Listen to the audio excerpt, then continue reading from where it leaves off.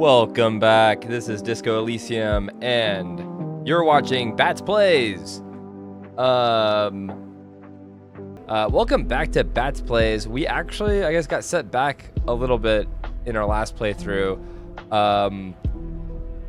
We had this guy up here. I think you can see him up to the corner. He's like a fascist and a terrible person, but I thought I roundhouse kicked him to the neck, so I don't know if we got set, how far back we got set, but I thought we saved.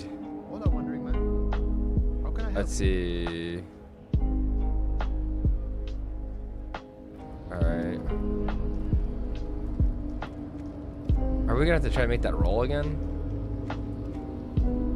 Ah, that sucks. What? That's so weird.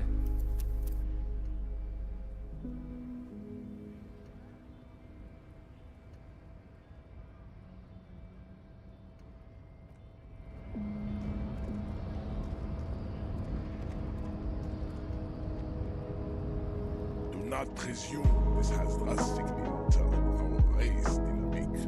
Oh, here we go. I guess I didn't kill him, dude. How did I popped him in the fucking neck? I thought he was dead, bro. Okay. I knocked you out like a god of martial arts. You presume this has drastically altered our race dynamic. God. I said nothing about our personal dynamic. That has altered a little. Okay, so I'm kind of glad he didn't die. I didn't want to kill him necessarily. I don't think like killing is the right answer. But I will say the way they described that shit, it made it sound like I broke his fucking neck. And when you get punched in the neck, you can die. Like that's not a good thing to do. Why am I stuck on these stairs? Okay. Oh my gosh, the controls. All right, let's talk to Home Slice down here. Another fun racist to talk to. Wait, was he the racist one? No, the other one down the corner. He might be a little racist. All right, come on. Yeah, he's got nothing else to say. He's kind of useless. All right, what about this racist? Looking for something odd? Yeah, racist lorry driver. Fuck off again.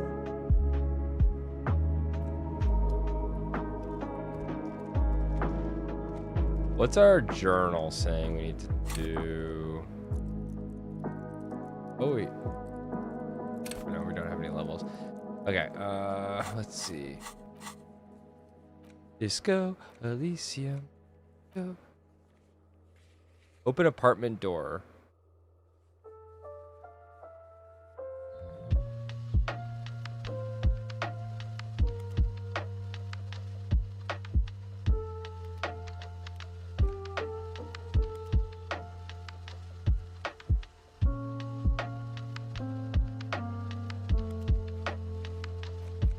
So we have to find a way inside a large apartment building to the north because we saw that smoker. Open apartment door for Everart. What is the race enigma? Oh. Put the advanced race theory idea into a free internalizing slot in your head. There are no free slots, free one up. And past time. What the fuck? This is how thinking is done.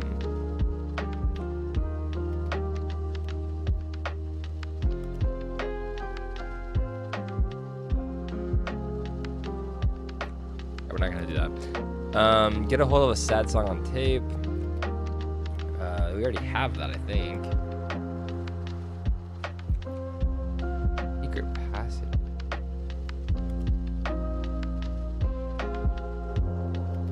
Interesting.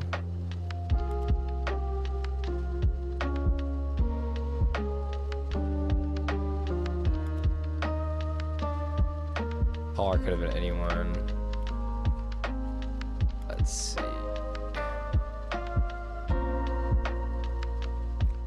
Pay for the damages. Track down your badge. Replace the something. I don't know what that is. Find out who's in the union box.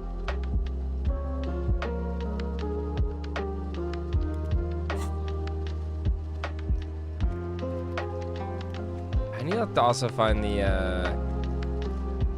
There's supposed to be like a hand cycling thing.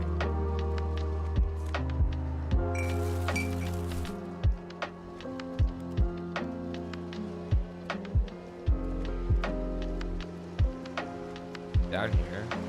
It's, what is this? I feel like I remember it being down here somewhere, but I don't remember. Watch your mouth around me, me boy. Oh, it's this stupid. We already cleaned up this side of the area. Kind of wandering around, seeing if there's anything we missed. Knowing me, there probably is 1,000 things I missed.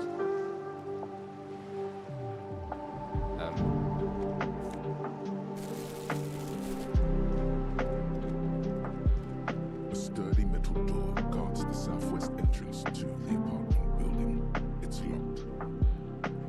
It's locked. This could be a way into the apartment building the smoking man vanished into. The door rattles against your knuckles, but there's no response. The door rattles again, but this time you hear an elderly woman's voice calling out from inside. That's interesting. Stop banging on the door. I'm not letting any more strangers inside. The police. Everyone knows the police don't come round here.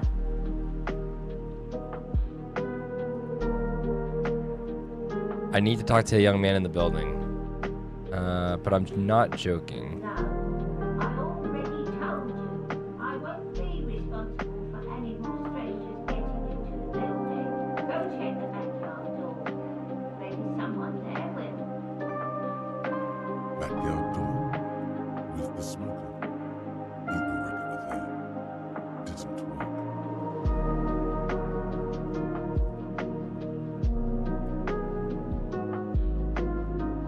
Good. We had enough problems with bums and drums and thieves loitering in the hallway. We have no business here. You're well versed in the kind of threatening legalese that implies criminal liability, but in fact has no meaning whatsoever.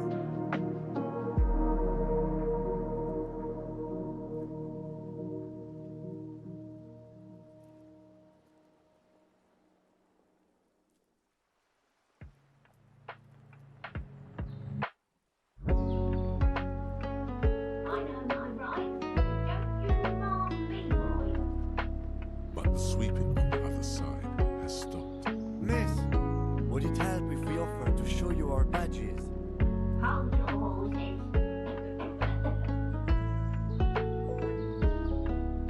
You hear the click of a night latch before the lady on the other side gets caught in a coughing spasm. I don't care about your stinking badge. Just come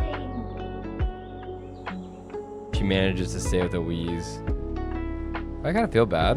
Let's kind of do a quick exploration of this area. Looks like there was more construction here once decades ago.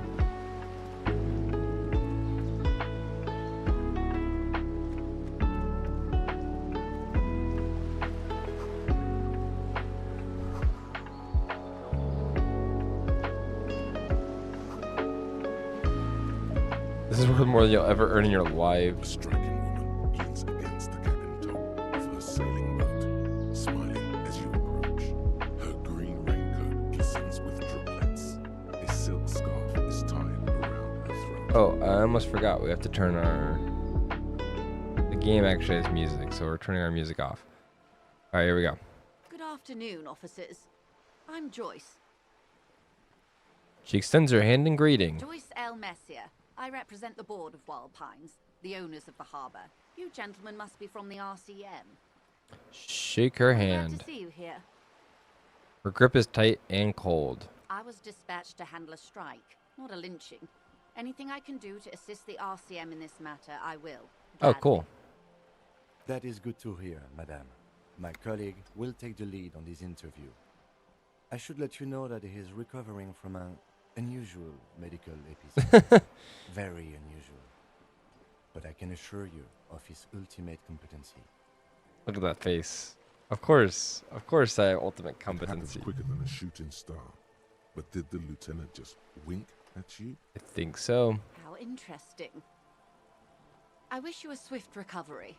He turns to In me the meanwhile, you unfazed. have my full cooperation, and the full cooperation of the Wild Pines group. All right, let's see. You, you seem rich. Can I have some money? Oh my god. Is what you want to say. I but it isn't clicked that it. Easy, is it? Look at that lady. Take a gander. Squint your eyes, bub. Squint your eyes, bub. I accidentally clicked it, so I guess we're just in it now. All right. What lustrous A hair? well-kempt, yet tastefully short bob of dark hair. Despite the first hints of grey, she's elected to keep it au natural, shaped into a permanent wave. Late 40s style, positively statuesque, while dull orange pearls hang from her earlobes, red from the cold. Her light green eyes scan you, full of knowledge and worry. Wealth and all its possibilities. These are the kind eyes of the rich man that seem to say everything is possible, within reason.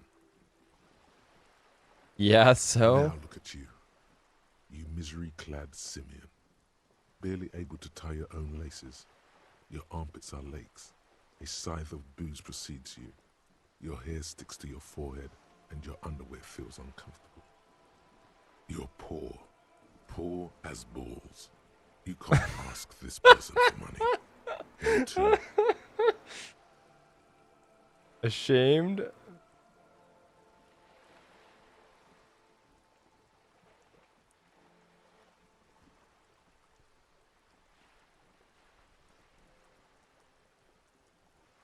As I should be free. The woman I am. I'm gonna say 6. Maybe you could ask her for some stock tips. That's a maybe. Or a job. But you're sure as hell too ashamed to ask for cash, buddy. As I was saying, if there's any way I may be of assistance, please don't hesitate to ask.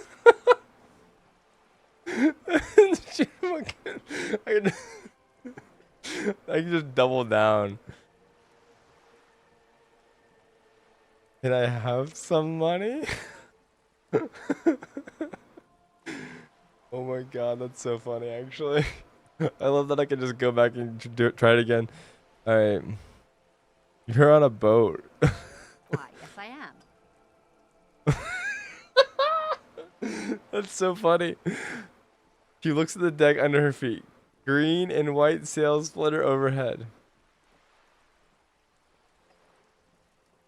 Does she have a name? You have a license? I think I have a handle on the boat thing. Not a lot of people on boats, are there? Of course there are. We're on an archipelago. How else are you supposed to get around?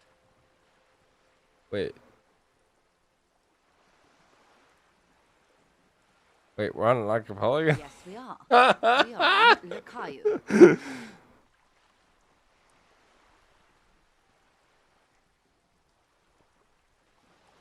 Okay, that's a good point. Still, I haven't seen anyone else sail a boat around I here. haven't seen anyone else drive a souped-up Capri Kenema motor carriage either. Fair. Actually, that motor carriage has been specially issued to serve as a patrol and pursuit vehicle. It's for crossing long distances in the greater Ravachol industrial harbor. It's not a toy. Neither is this. A toy, I mean. It's a machine for crossing long distances in the Bay of Revachol, between the city and the islands. The boat? No. It is called Cor de Leyte 19, because that's the type of sloop it is.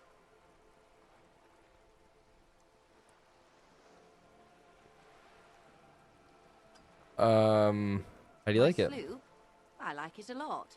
It's the Not- eel's hips. She didn't like enough to name it, though. Not enough to name it, dude. I'm enjoying this part of the interview. It has so little to do with the murder we're investigating. I really do, the lieutenant thinks. Is she thrown off yet? He's looking at the woman, assessing her. Good.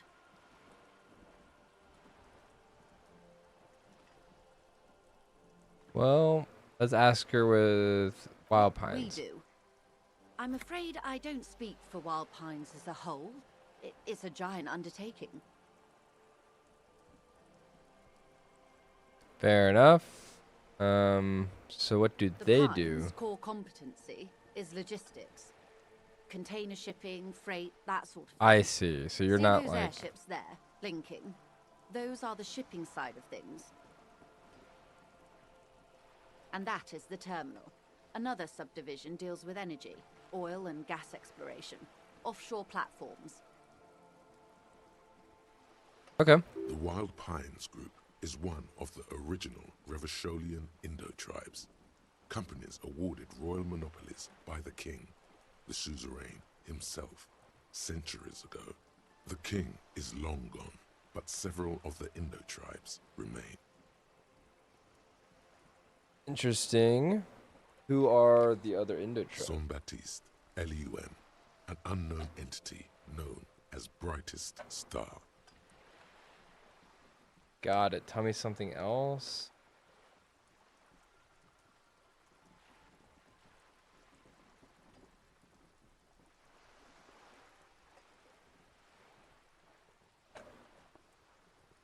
You're in good company.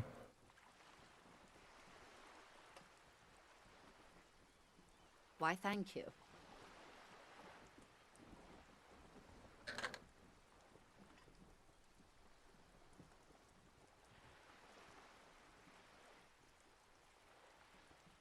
Okay. How much money does Wild Pines have? Got it. Tell me. Did I say that? That seems like a thing I shouldn't say. She nods. What can you tell me about the strike? Everything. Right up to, but not including, trade secrets. So what if I want to hear about trade secrets? First, you'd have to repeal the Emergencies Act of Trade in Elements. That gives me the right to silence. It's quite the octopus.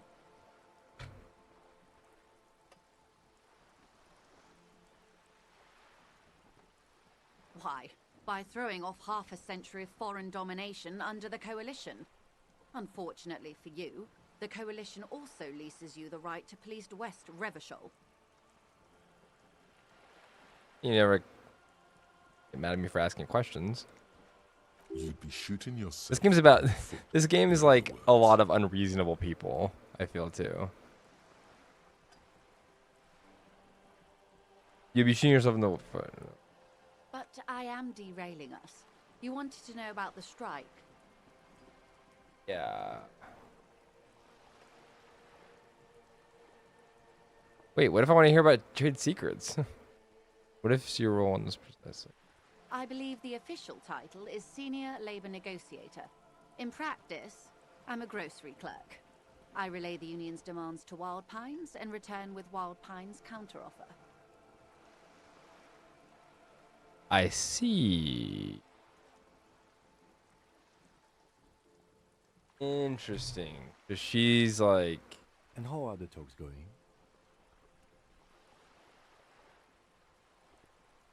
She's a courier or something. They're not. That's the problem. The union stopped all negotiations a week ago, after that awful lynching took place. Okay. I see the problem. It's linking back to us and our alcoholism. All right. Wait, she just admitted that the lynching and the strike are connected. Wait. Oh, good point. Now they won't even let me into the harbor. There's a 2-meter 20 racist behemoth blocking the gates.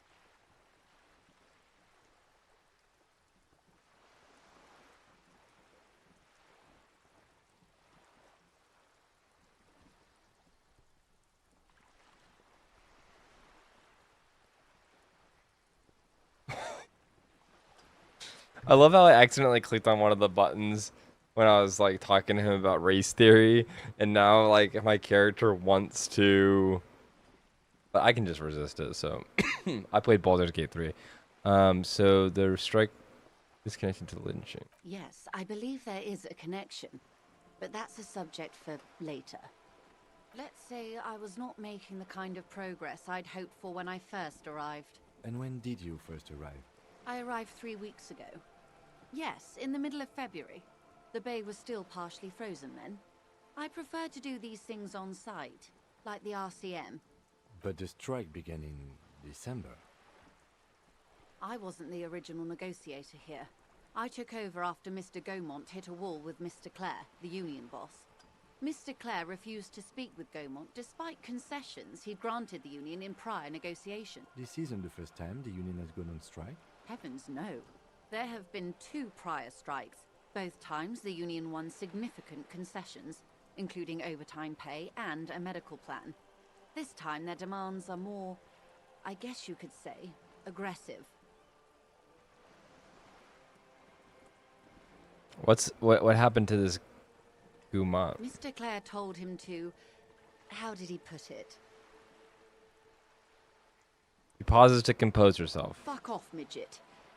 Gaumont is short of stature, you see.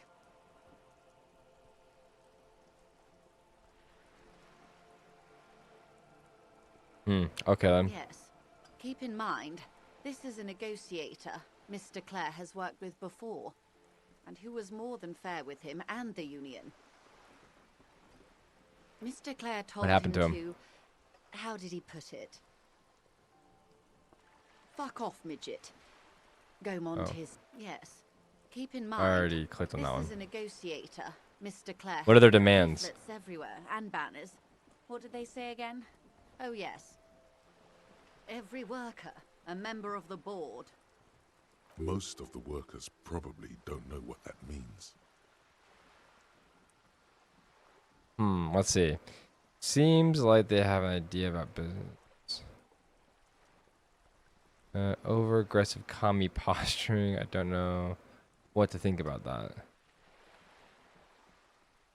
I kind of like They it. might also like their other slogan, demand democracy.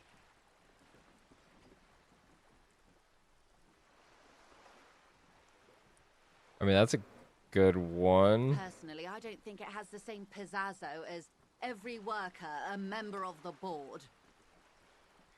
What exactly do they mean by that, though? Like, what's the It's demand? quite simple, you see. Every time the Wild Pines group makes a decision about what?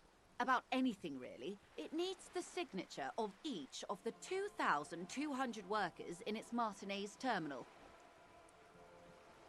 Okay. Just so you understand, this is but one of 22 terminals owned by Wild Pines. Essentially, not only are they kings of the company, they are also kings of the 72,000 employees of Wild Pines Group.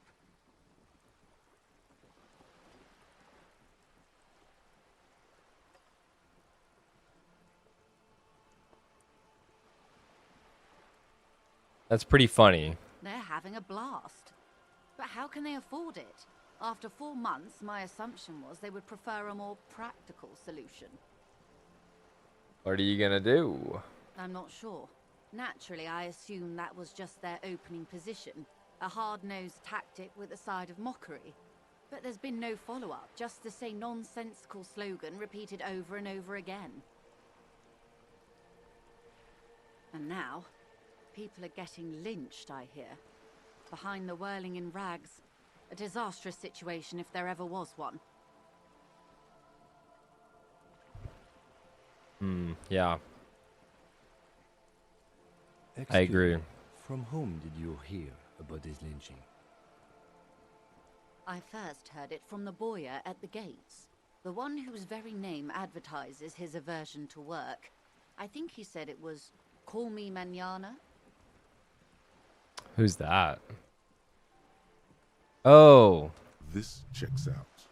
mustache. The scabs?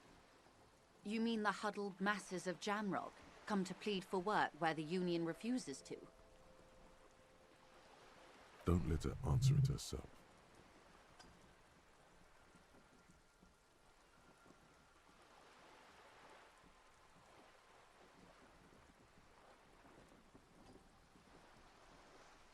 You're right. I don't know what kind of. No. Let's call them strike breakers. You put them there, right? If these strike breakers, were organized by Wild It's the Pines same or thing, its affiliates, but and scab would is be a more, company I guess, secret. derogatory, I but could like not share also it with you. kind of Not deserving, yet, right? at least. But I'm also a police officer. I'm trying to be professional. Let's call it. I said let's call it strike breakers. You know, it's the same thing. Pretty much. But like it's more extreme, right? It's a little bit like they're just going out of their way to work. It's implied she's open to discussing this matter with you at a later occasion. Oh. Everard Clare is a man of the utmost Finally, someone we can integrity. kind of not really If you trust, can but say like one thing about him, it's that he always puts the interests of the workers first.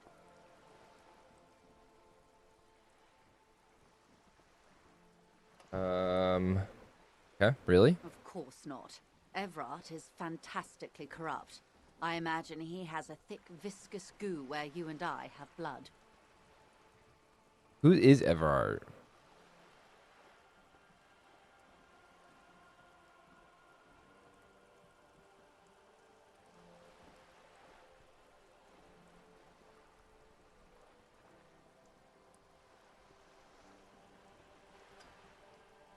That's Everard, He is right? the most corrupt individual I have ever seen, and I deal Definitely. with men like him for a living.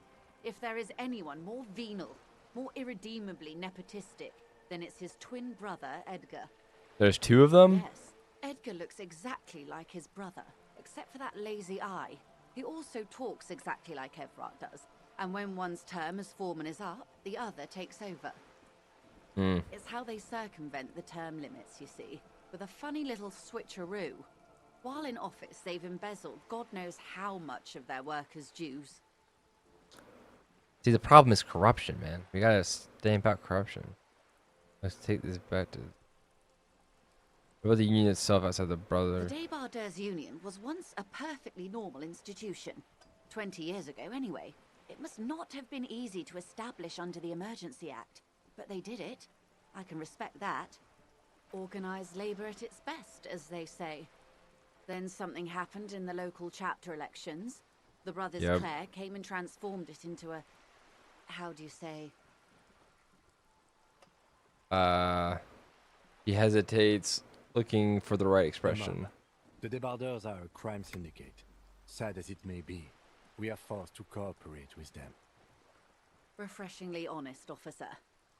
The company has tried appeasing in the past, but I'm afraid our concessions have only emboldened Everard and his brother. And your opinion, detective, if I may ask? I'm a curious and talkative person, you see. Would you say the Débardeurs Union is...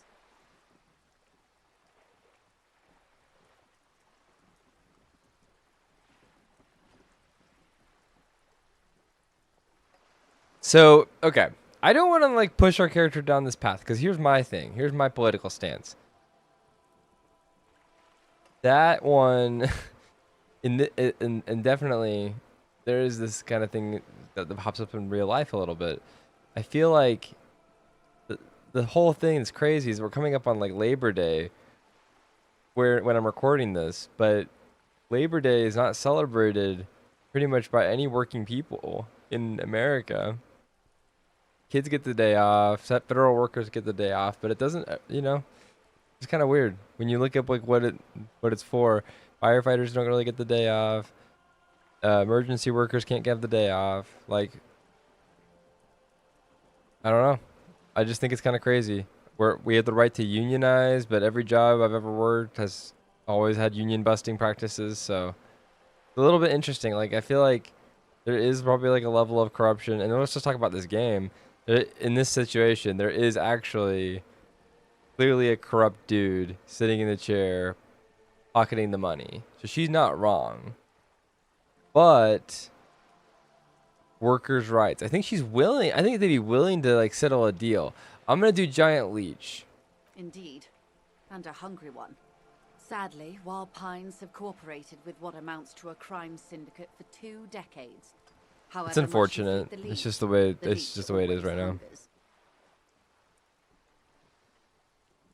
All right, one more thing. You said something happened in the elections. All I need here is change the topic. Something happened in the I'm glad you elections. asked. Yeah. There was a woman, the previous forewoman of the union. She disappeared. Mmm. Our hope. Disappeared? Yes. On the last day of the local chapter elections, her daughter phoned in and said she wasn't running anymore. Or coming to work. Ever. End of story. Assassination? That's This not good. forewoman, her name? Forewoman.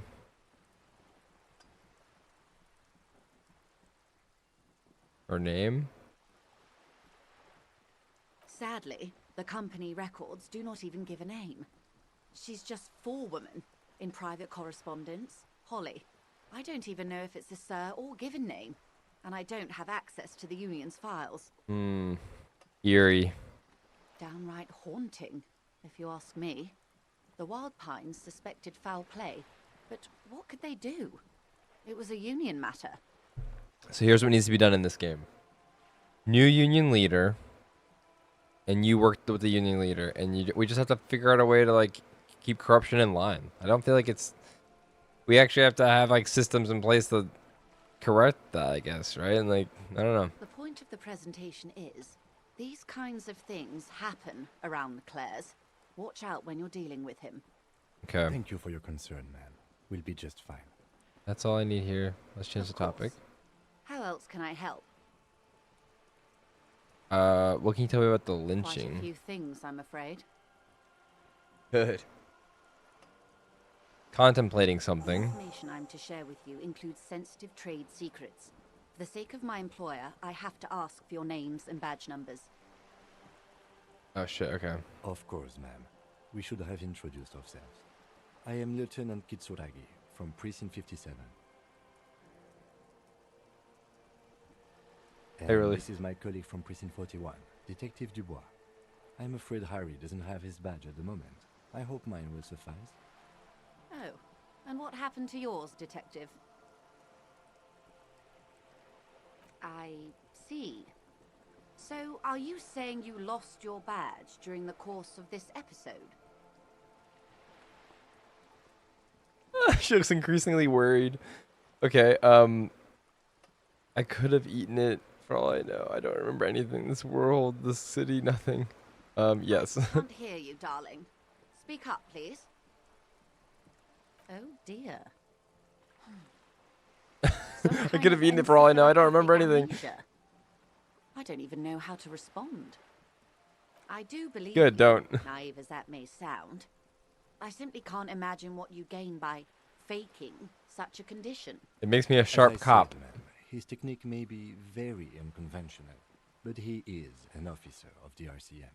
Of course, I sympathize, but I'm afraid I simply can't share anything more until I've seen that badge.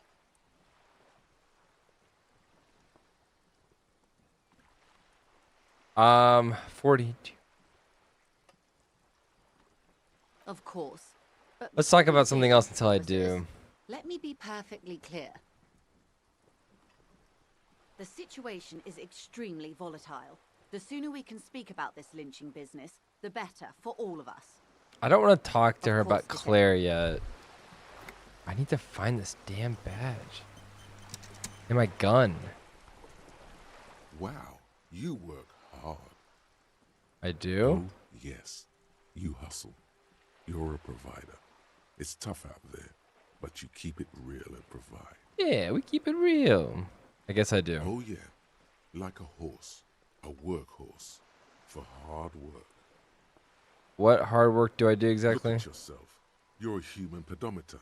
You must have walked 200,000 steps down cracked asphalt, mosaic, sand, and linoleum after you re-emerged.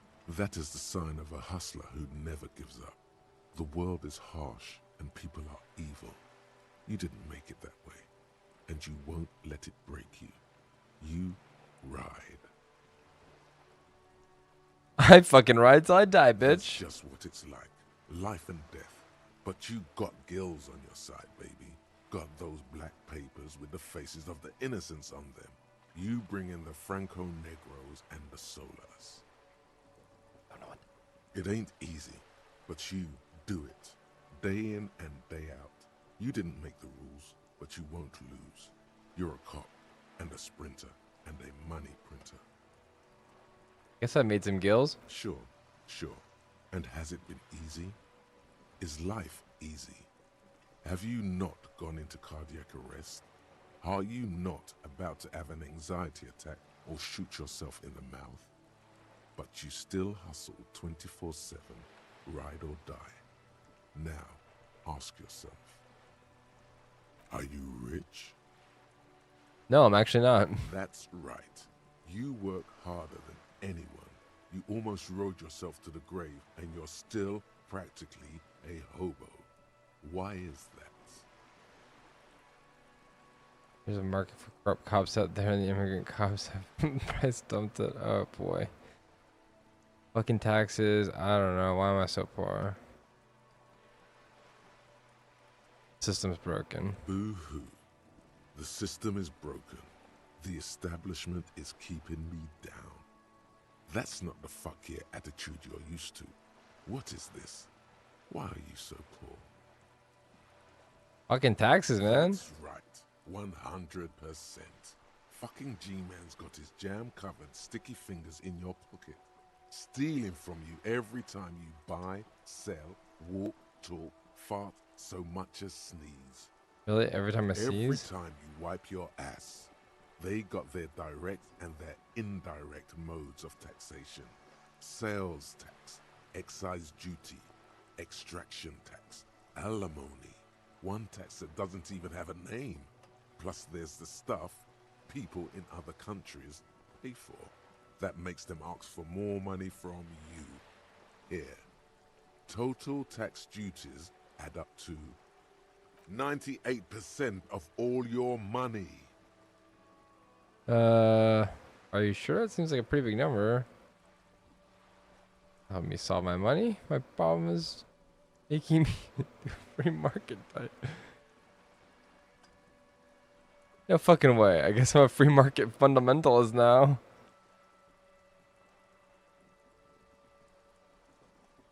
Here you go, hustler. Fight the righteous fight. Free the people. Keep it real. Keep it street. Keep foaming at the mouth furiously on the tax issue. Hell yeah.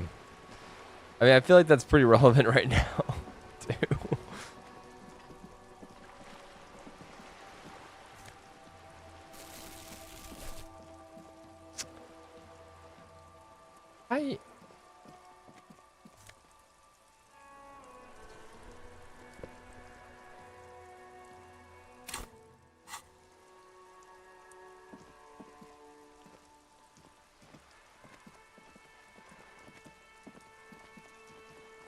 I need to see if I can find my gun.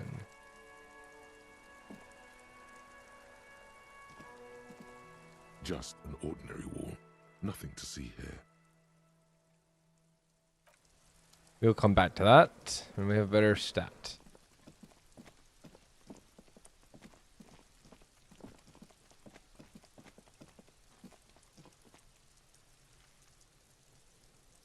I guess I need to walk around. I want to check that trash can, 'cause I don't remember if we were able to last time. I don't remember where the... There's like a recycling bin somewhere that you can like get money. I don't remember where it is. All around you, rain falls on the great city of Revachol. Rain drips from the eaves and floods the gutters. Beautiful zoom out right there. The spring thaw must be here. The snow is melting. What am I doing? Looking up at the sky, cold water dripping from your hat. Grey sky like great battleships, clouds colliding with one another. Rain falls down on the world. How does it feel? Humid. Your coat shields you from the rain while the city shivers around you. What is west? Sheets of rain over the water. A flight of stairs leading into the ocean. Wave the ruins of a half-sunken sea fort crumble on an inlet beyond the Bay of Revachol. Ghosts rise into the sky.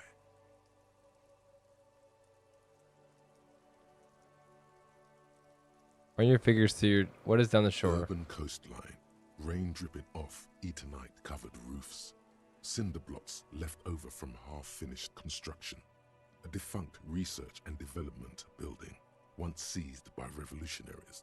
An old wooden church stands on stilts above the water. Coal City, end of all lines. The skyscrapers of La Delta, the financial district. Faint golden light seeps from the office windows. Oh. Will you ever go there? No, Will I? you are just one of the hundreds of thousands who watch them rise across the bay from Martinez every day. Damn. Run your damn fingers through your hair. Here is an oily mess flecked with ash from neighboring coal plants. Smokestacks rise somewhere in the distance. The great gates of the industrial harbor are locked. A chill runs down your back. You shudder like an animal trying to shake water from its hide. Behind the gates, heaps of supply crates, red and blue metal shipping containers, slick with rain. The Greater Revachol Industrial Harbor is an artificial mountain range. Immense wealth resides within, and immeasurable poverty in its shadow. La Drusienne, King Dries passenger harbor. Cruise ships flanked by dock arms. Cranes watching over the mouth of the river distributary. Couronne, the lower middle class. Distributary after distributary cuts the city blocks in half. 7-story buildings trail off into the rain. A silvery curtain of rain over the houses. The class divide. Capeside apartments. Tower blocks crowd one another. 4.46mm bullets still lodged in their war-torn stone walls. Hallways collapse from the mortar hits of a war that was lost long ago. A yard. Rain falls onto the roof of a woodshed. Coal leaks into a puddle beneath a dead man's feet. He swings from a tree, bloated. Droplets of rain slip from his cold cheeks. A traffic jam. Rain thrumming on the roofs of motor vehicles. Inside, drivers watch water streaming down their windshields. The statue of a king shudders. He too is cold. The canal bridge has been raised. The road ascends. A raised motorway loops above the ghetto. Beneath its concrete columns, a sea of rooftops, woodwork, and tar stretches northward. 4-story buildings as far as the rain can fall. The snows melt in Jamrock. Revachol is the capital of the world. Jamrock is the capital of Revachol. Droplets form on your eyelashes. It's home.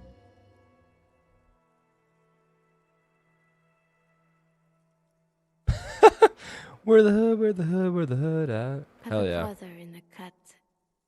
Where the hood at?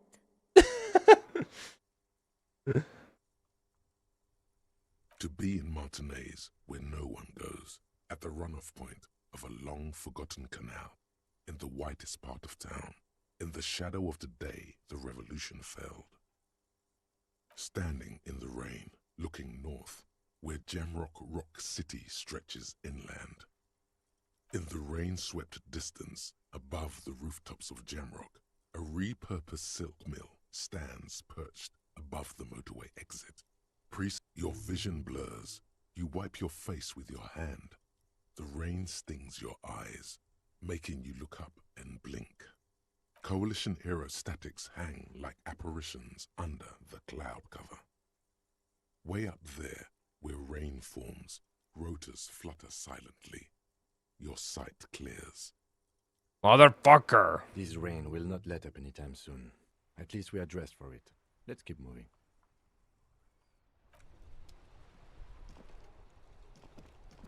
I think I remember where the thingy was.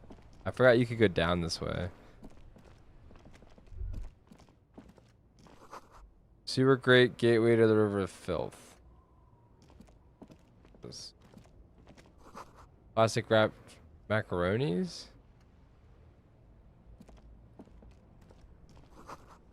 Humanitarian aid. You see two lowly, defeated speakers, thralls, slaves basically, perched atop them like conquerors surveying the land. A pair of found, durable wear sneakers, ultra serious. I can see you were taste for luxury, officer. Can't keep your eyes off those sneakers? A Spect. pair of found ultras. The design is impossibly sleek and simple. A futuristic silhouette with a sleek monochrome colorway, a jet black upper, and a silver-lined midsole. Those sneakers, mister. Those sneakers are the latest found sneakers. Super air, super fine, super cool. Only 50 real. Only? That's madness. Inspect these Once sneakers. respectable speakers have been conquered, reduced to a mere prop by the indomitable found ultras atop them. A small heat emboss on the veneer reads, "Solidarity aid from the People's Republic of Samara." The speakers themselves don't seem to display any magical qualities. No, don't look at the speakers, officer. Look at the sneakers. The sneakers are the stars here. Then look at them again. These are the premium lifestyle sneakers, officer. The best on the market. Can't I just buy side conquered Sumerian speakers? No way, officer. These aren't for sale. They're bad speakers. Low-fi socialist junk. Well, that's why I want them. I think I might be lo-fi socialist junk myself. You're right. I don't need any time for junk. But I need some speakers. Well, if you want them, He but pauses. see, they are the pedestal for my sneakers. If I let go of the speakers, where will the sneakers go? I All right, can't keep all premium right. lifestyle sneakers on the ground. If, on the other hand, you wanted to buy the sneakers too, I could maybe throw in the speakers for little extra. 50 cents? Aye. So you have to buy the sneakers first. All right. I see you.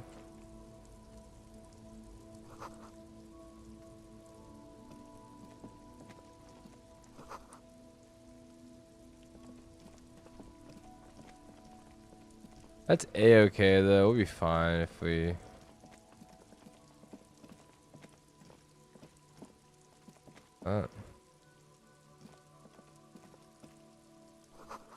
Butter sign down. Evening, officers. Whoa, why do you have a knife, my guy? Wait.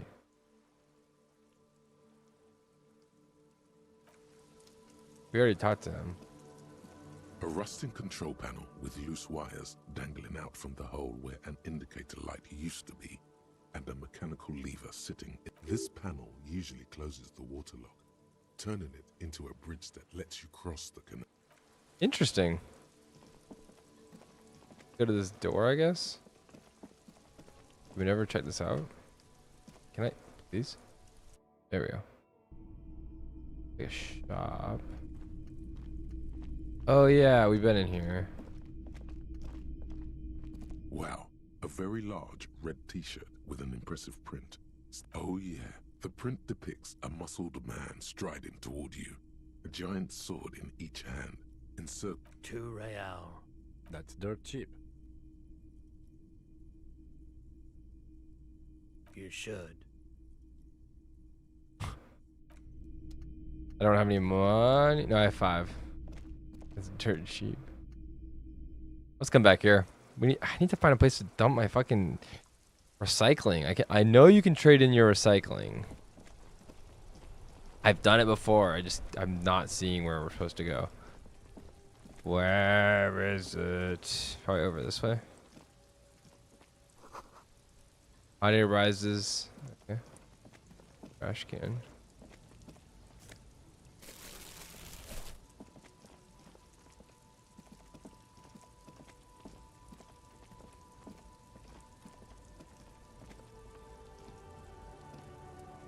There's a pile of cheap sunglasses in a. You like sunglasses, officer? These are all boring. These are all first-rate sunglasses. Premium design, super material, very cool. UV resistant. These will definitely keep your eyes safe and cool while doing your dangerous police work.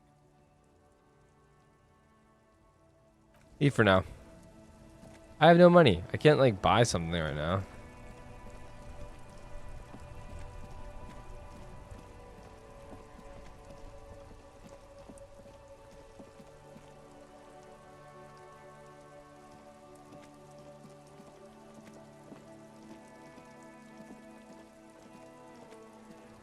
You see a set of tire tracks in the brown slush that covers the plaza.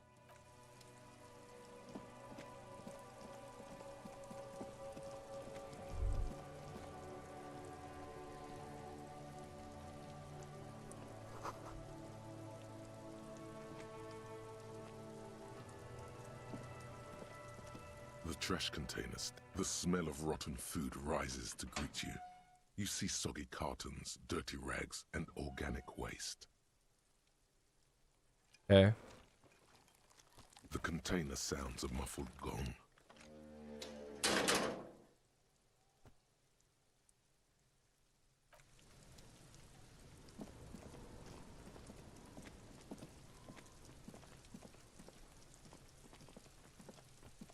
There are several footprints in the mud.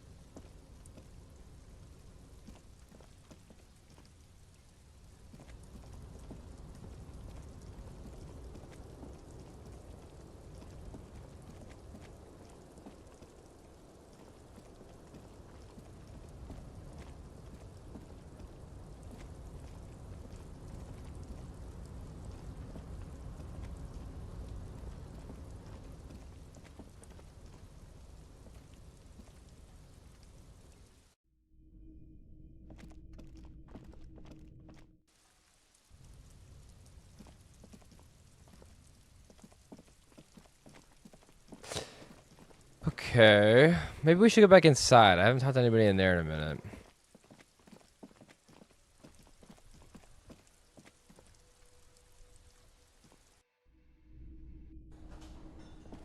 Oh, it's a little bit more lively in here today. Hello again, sweetie.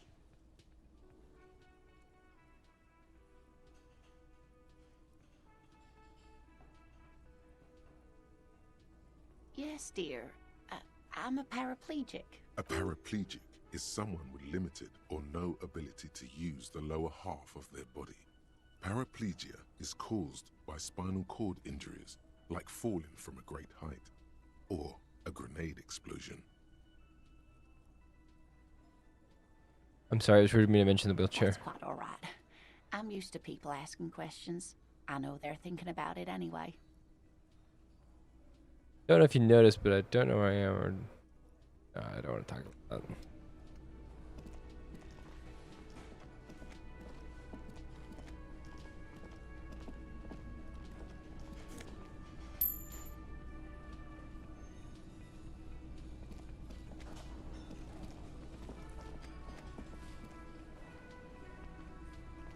New guy.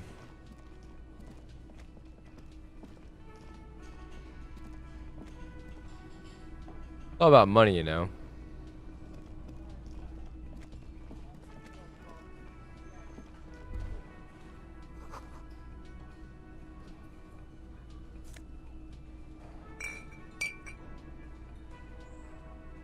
Can I help you? Thanks. I hope you found what you were looking for. I found the just trash. As it should be. Anyway, I'm not gonna tell him anything thank you about the for returning case. my key. You're welcome. Trying to show respect. The man ponders his cooking utensils. He looks up at you, then looks away. Shrugging is an international sign for, no, I don't know what's behind that door.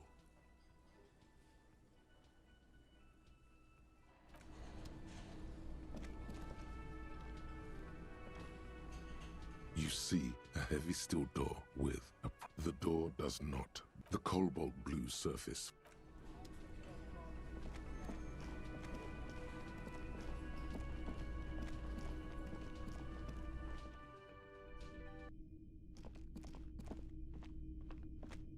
The door is closed.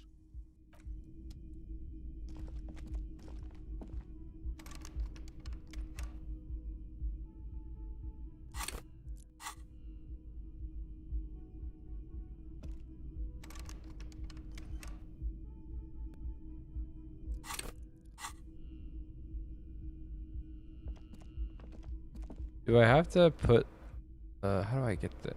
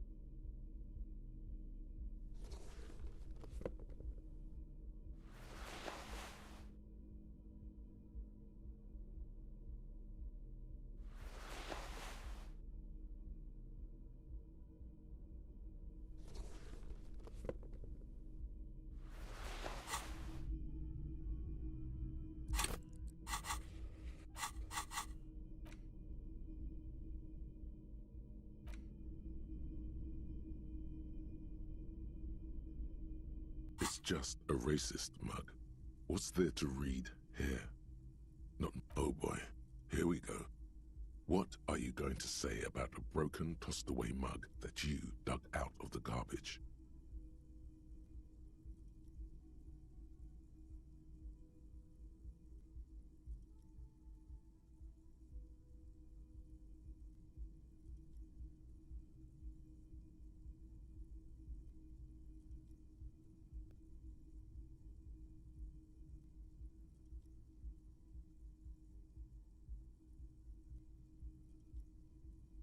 Gonna push it into the face of every merchant I see, merchant I find, and tell them this is your inane ideology. So again, you dug it out of the trash.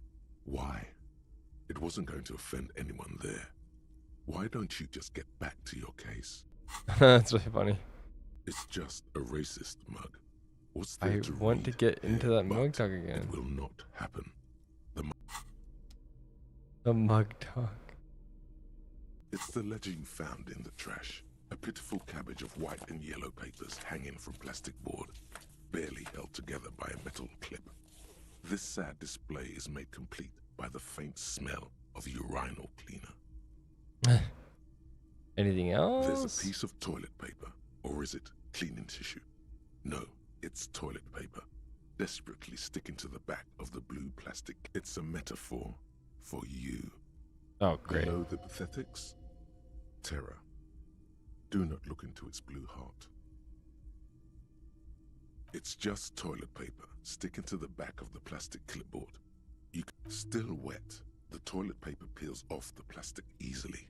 All you have to do is shake it off with your finger and voila, the ledger now looks marginally better.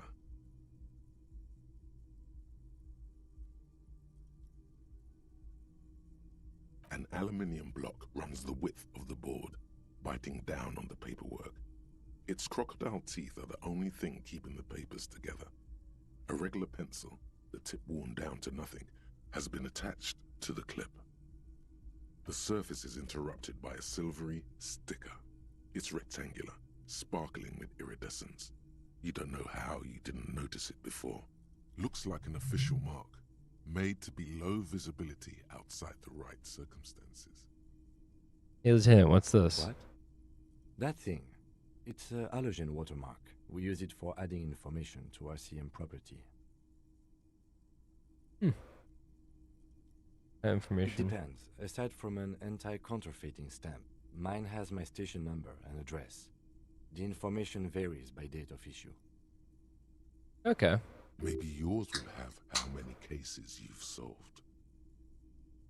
How many years you've been on the force, he's thinking. It'll have that. Any capable light with the right wavelength will do.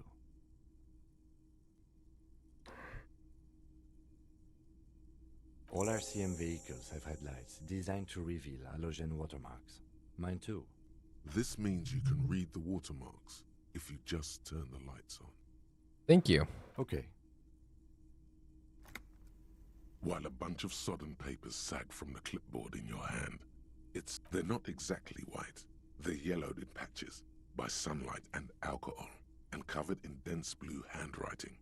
Ink escapes into watercolor patterns, reaching its tendrils across entire pages. The paper itself is checkered, with faint red lines, forming short paragraphs. Once in a while, there's a red stamp that exclaims, "Case files commit to paper." The case files themselves are plenty. You count more than 100 sodden, crumpled up, earmarked pages falling apart in your hands. They appear to be sufficiently organized and extremely dense. What are they about? Illegible. Work, strife, poverty, the Jamrock Quarter. These are handwritten logs of investigations dating back to January 51, this year. The exact number is hard to estimate due to missing pages and an odd naming convention. But there are at least 20, maybe 30 cases undertaken, not completed, mind you. It's the middle of March. You have attempted 2 cases a week on average. What do you mean? Is that all?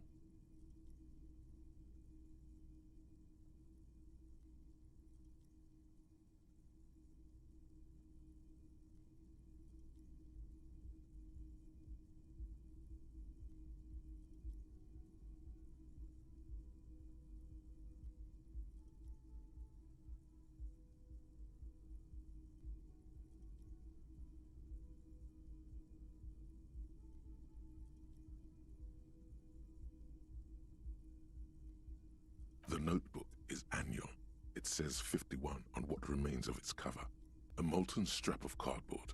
Everything prior to this must have belonged to a previous volume. In short, there was more. Yes, it appears you employ a, shall we say, robust yet literary system. Each investigation has its case number written on the margins. Yet, still more tellingly, most are accompanied by a name. A title, one might say even. One that draws inspiration from snoop fiction and vespertine cop show staples. Yes, all caps. One is called The Next World Mural. Another, The Square Bullet Hole Murders. Another yet, The Unsolvable Case. Others appear more like Oh my god. The guys on a couch in an unexpected location, and the murder at the hookah parlor. Even the rare article-free collapsing tenement. Murder features prominently throughout. You like this grimy murdering, don't you? No, you don't. You're a human measuring instrument, almost entirely intellectual. It's going to take an effort to piece these case files together, but it can be done. Once you're done inspecting them up close. There is, for precisely one more.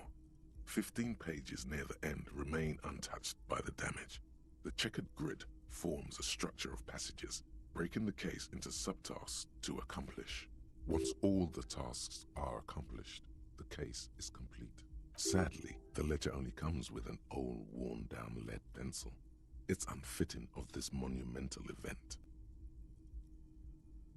The lieutenant looks at his blue notebook. 2 fat, shiny pens hang from the binder, like large caliber bullets on an ammo belt. He is not really saying anything, just standing there, looking at them.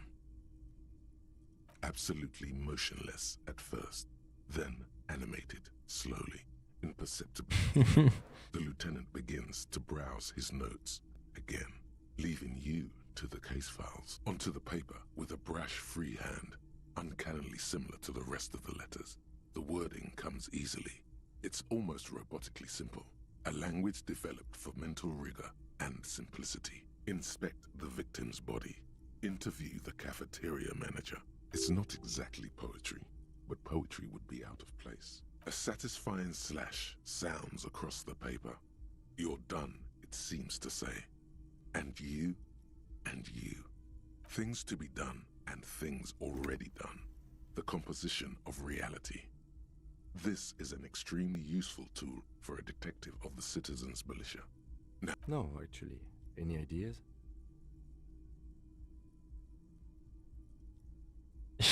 The shit on a stick. The furries are home in the mirror. At home in the mirror.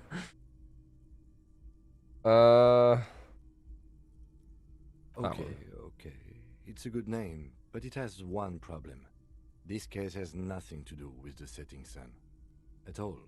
It has nothing to do with that, so... So why not Something name it more that? concrete, perhaps? Do you have something concrete? Mundane, usual?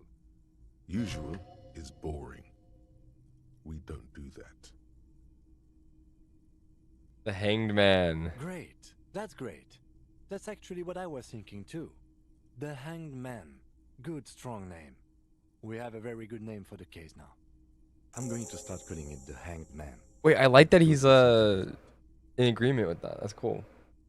Wow. Okay. Him, all my cases in point naming convention. You don't exactly close them, so much as distance yourself from the smelly papers. They're a little further from your nose now.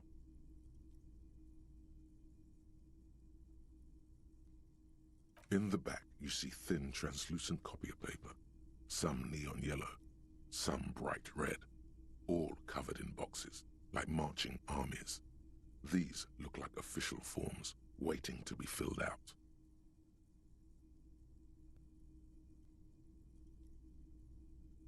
Then rip them from the binder and hand them out, according to type of form. What type of form? 3. The topmost are misconduct fines, the middle ones are station calls, and the bottommost are field autopsy forms. Each is easy enough to make sense of. You don't have to be an intellectual giant to do police work. A monetary penalization ranging from 20 to 250 real.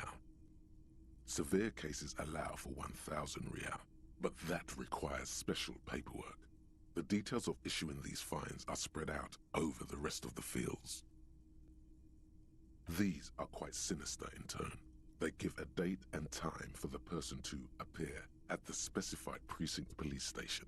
Below the call are the criminal charges you risk by not appearing. All in a print so small it could be considered downright cute. A dozen pages of thin copy paper, bright red in color. You see the parameters of a deceased human form waiting to be filled in. Age, sex, condition of internal organs. Yes, all that remains now is to fill those forms and hand them to people. The rest of the stinking cellulose is much worse for wear. Being sandwiched between the board and the rest of the paperwork must have spared the fragile copy of paper. It's made of dark blue plastic, hard enough to beat someone to submission with. Something rattles inside, ever so lightly. Is there a hidden compartment? And something small inside? Light, made of paper or cardboard? Or dried flowers, perhaps? Permeables. It's not hidden per se. The compartment is made for permeable materials that would get damaged if something... The plastic shimmers like lapis lazuli, but it is not see-through. You cannot see to its center. Blue. The blue heart. Don't look into it. With your hands, you 4-sized pages hang from the clip, screwed to the top of the board. The acidic stench of rotting food is rubbed off on the cellulose. It now forms the base of the experience. This base surrounded by a faint air of spoiled meat, the stuff of death itself, and then sprinkled liberally with the citrus zest of toilet cleaner.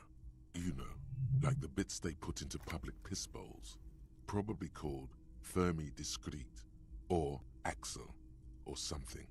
At some point in its journey, the ledger has seen the inside of... If you knew it was dunked in the toilet before getting chucked into the trash, why are you sniffing it? Well, the option was there.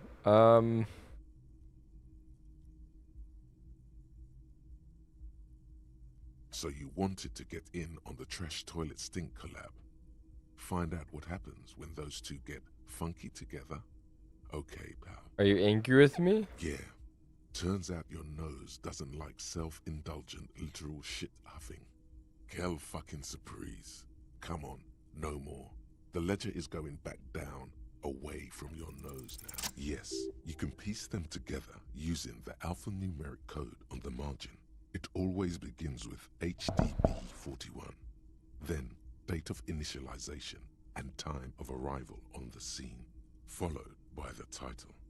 For example, HDB 41120111700, the next world mural.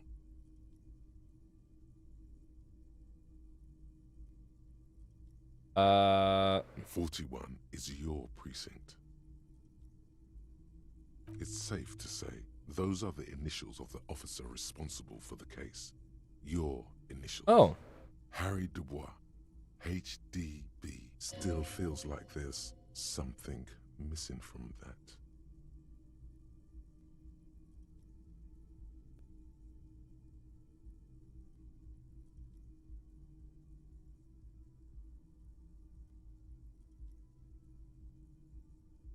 No, the alphanumeric begins with HDB.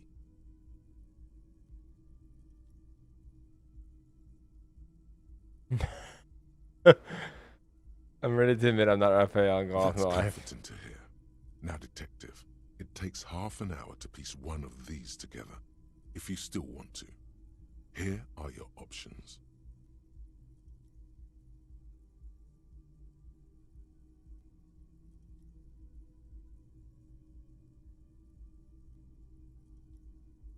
This one is relatively easy to reconstruct. Overnight on 1202, a graffito, nay, a mural, appears on an 8-story tenement overlooking central Jamrock. The building is a sparsely inhabited ghost tower, part of a failed real estate development called Grand Couronne. The mural is enormous. 2 silhouettes, a man and a woman, are kissing. The text cut into their form reads, "True love is possible only in the next world. For new people, it is too late for us. Wreak havoc on the middle class.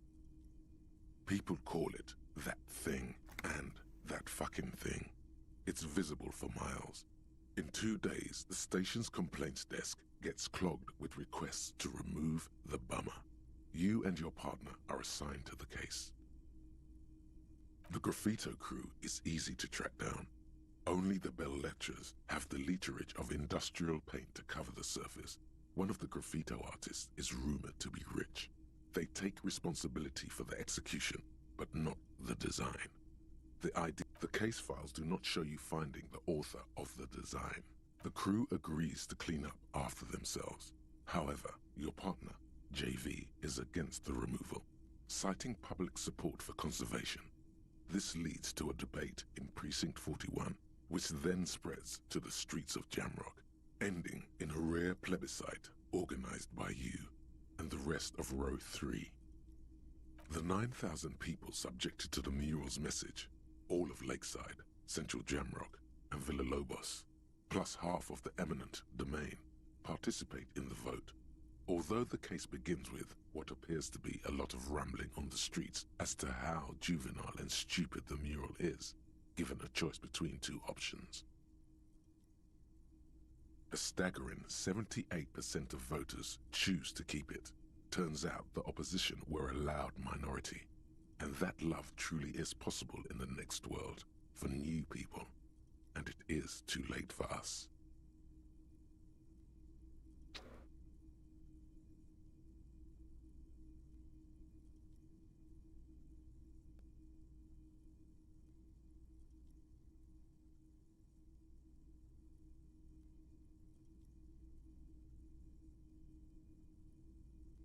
Did anyone ask you what you believe in, man with the smelly toilet ledger?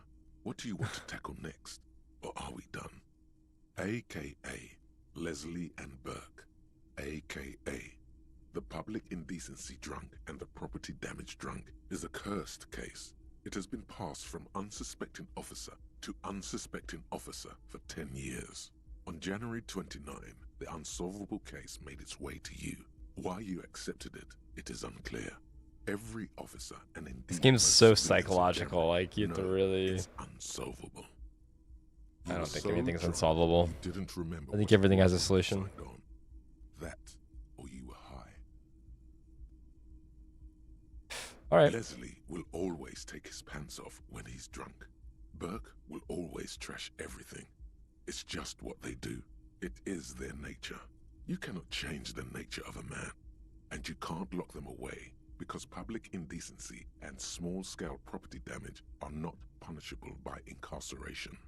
The only way for Leslie to stop flashing his genitals to bypassers and for Burke to stop dismantling signage and rear-view mirrors would be for them to stop drinking alcohol, which, in their 40s or 50s, it's hard to tell because of their distorted features, is a medical improbability on par with you ceasing to produce the expression.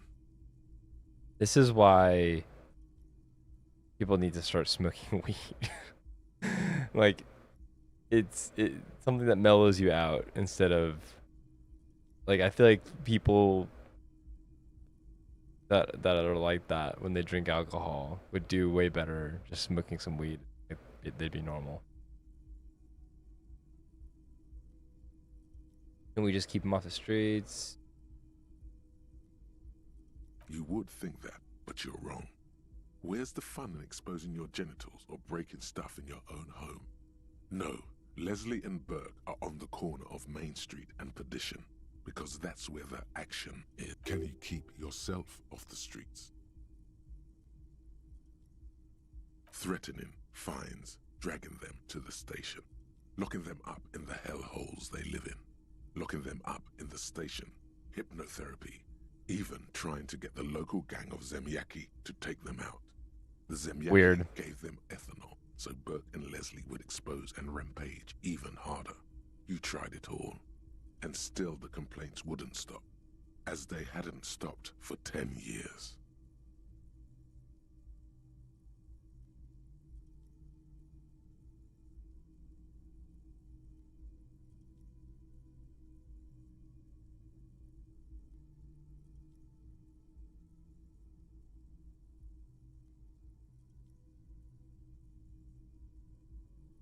It's plain to see from the files that you, Satellite Officer JV, and Special Consultant TH had more important cases to attend to. You uncover cross-reference to several ongoing investigations, each brought to a standstill every time you drive down Main Street. No, that's Burke. Leslie's shtick is flashing his genitals, remember? How will you ever solve the unsolvable case if you can't even get that straight? Dude. Well, turns out it's pretty simple. The case becomes Thought it was both of considerably them. less comic one day when Burke takes a swing at your ledger. He must have confused it with the property he likes to damage. But the joke's on him. You're also drunk.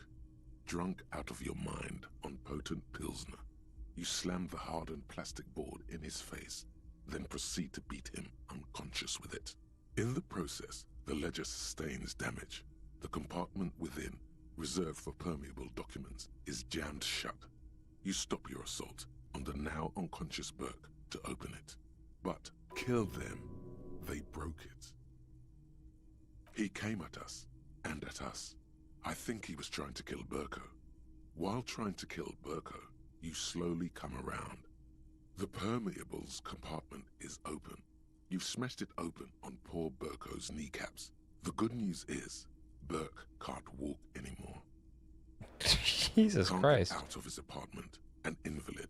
With Burke to tend to, Leslie cuts back on the indecent exposure. Maybe he flashes his genitals to Burke. Who knows? But both drunks are off the street. The complaints stop. The unsolvable case is solved. Which is also why the officer responsible narrowly escapes a disciplinary hearing. The end. Do you want to read another one? Yep. It would be very interesting to read about these, wouldn't it? I mean, there seems to be a square-shaped entry wound in the victim's forehead. She's been sitting there for weeks, on her rocking chair. with a square hole in her skull, staring at the wall.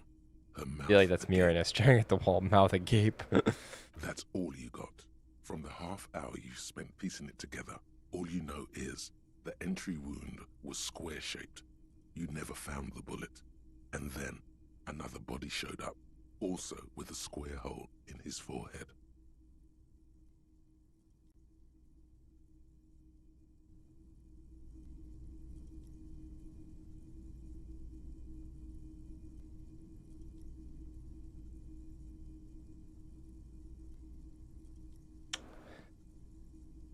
I'm gonna turn up the volume for you guys. I just realized it was really low. Who knows? Those pages are missing. What Good news is this next? game is just kind of like, we've just been reading for a while, so. Don't worry. One day.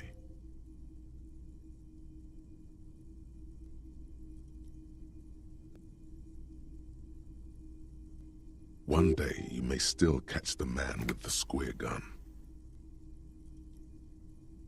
It would be, that's all you got. Who knows? Don't worry. One day you may still catch the man with the square gun. Some assholes brought their couch outside and hung out on it. In the middle of the street. Test. On the roof. On the hillside by the motorway. You know, at an Good volume. unexpected location. They were We have young to start testing and that they every thought time. they looked cool on it. Sorry, we didn't really get. It looks really cool. Yes, as you've said here, insufferable rock and roll assholes. Young people are the worst. So anyway, you got a complaint about the damn sofa, or couch, or whatever it was. They were leaving it out in all these unexpected and whimsical locations. Okay. They took it to where they also took photos of themselves on it, and smoked cigarettes, and drank coffee because they felt it's intellectual. Cigarette butts, coffee cups, stupid couch. You had to clean it all up, and you did. So congratulations to you. Case solved. No, you didn't have time for that. These notes show that you have what is called a real goddamn job.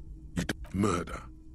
Tum at the hookah parlor was a case originally assigned to an officer called Joseph Mills, who is now dead. Of circumstances completely unconnected to murder at the hookah parlor. Joseph Mills was on this case that he just couldn't solve, was doing it solo, said it was a real nutcracker, a real brain twister, was on it for, like, a month. The captain got impatient. Shit or get off the pot, Mills. Mills didn't get off the pot, not yet.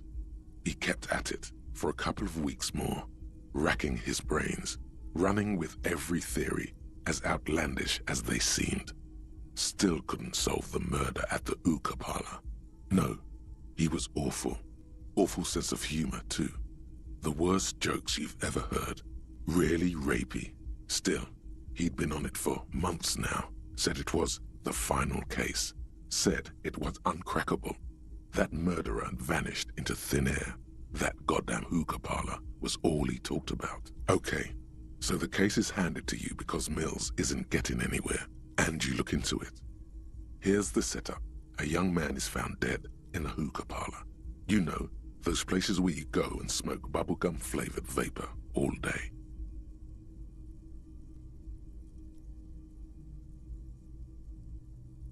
No, it's soot and water vapor. It doesn't do anything. Yeah, so anyway, young man in his 20s found with his skull busted open, right on the floor of the hookah parlor, in the middle of the day. No one else is in there. Only client that day. Really stupid on a medical Perfect level, health, for too. sure. Some kind of movie producer. But cool on a, like a social and what's the word? Like called. I'm losing my mind. I'll see if it comes No to one me. enters. Oh, No one cultural. exits. He's just sucking on his watermelon hookah all morning, This is a cool all like, noon, like he usually does. cultural thing. He's a regular. No calls, nothing. Just sucking on the hookah until 15:45. Then Like a bam, social thing. he's dead on the floor with his skull busted open. Mills has no idea. Invisible assassin. See? You can't even read the thing without solving it. Yeah, it was that. Turns out hookah does do something. It turns off your brain's oxygen supply, and you don't notice it until you get up to go to the bathroom. Yeah, he liked his hookah. Stephen was his name.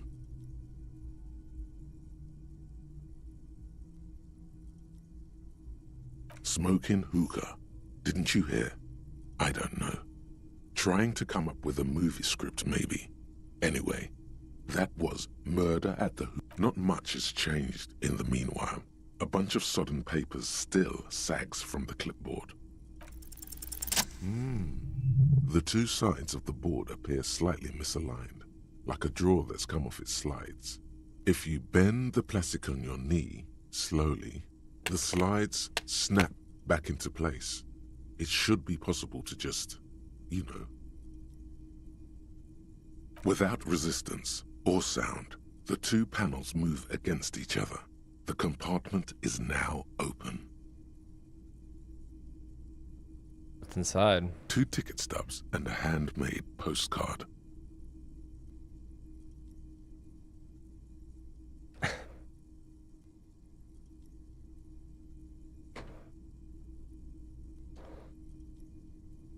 Pick up this ticket stubs, pick up the card. Thin wax paper has been glued to a piece of cardboard. Sounds like leaves rustling when you pick it up. You see violet flowers, floral patterns, patches of glue. It smells of chewing gum, apricot flavored. Interesting. A touch of cinnamon, the end of summer. You think the label says tutti frutti. Familiar handwriting lines the inside of the card. Looped, round letters in a woman's hand. A young woman in her 20s. There is care, effort, and a smile, you think. Although that is not something you can read from someone's handwriting. Harry, it begins. You're already reading. I wanted to write you a letter so you can read it when you wake up. Maybe it will make you happy. Throw it away, please.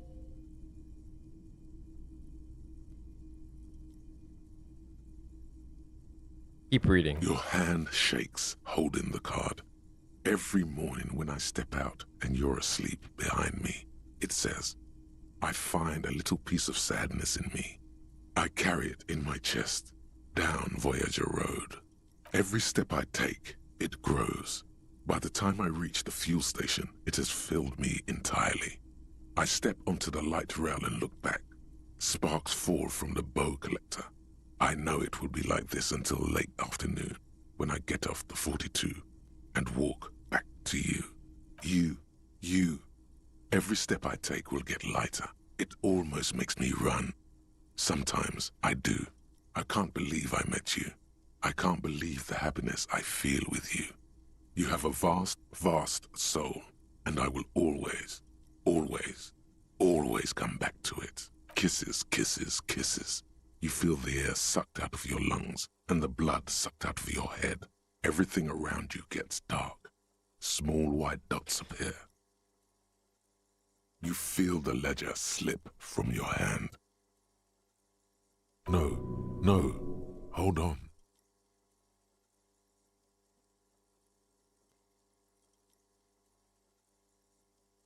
To what?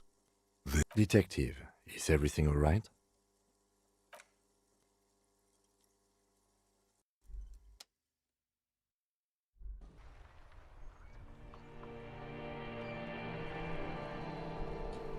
What?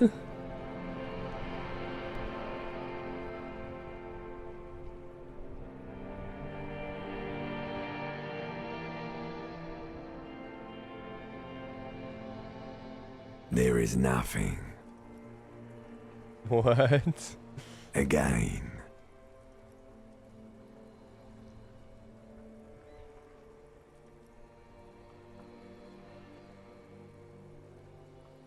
Well, almost nothing. There is the ground below you, that's still there. And the small light that's on, fluttering, somewhere in the basal ganglia. That's me. Blue eyes, that's me. Is it? The world is gone. You are no longer reacting to outward stimuli, yet still. A bitter, caustic sense of loss remains. Even in the darkness, great sorrows slip in the water. Slimy. The cool when you're dead, brother. Here in the paleo-mammalian cortex, we call it the shadow. Because it's always there. Tell him. Tell him. Ah, yes. In the olfactory system, they call it the apricot chewing gum scented one. It's unhealthy of them to linger on it so. But as they say, what do you do? It didn't smell nice. It smelled like betrayal.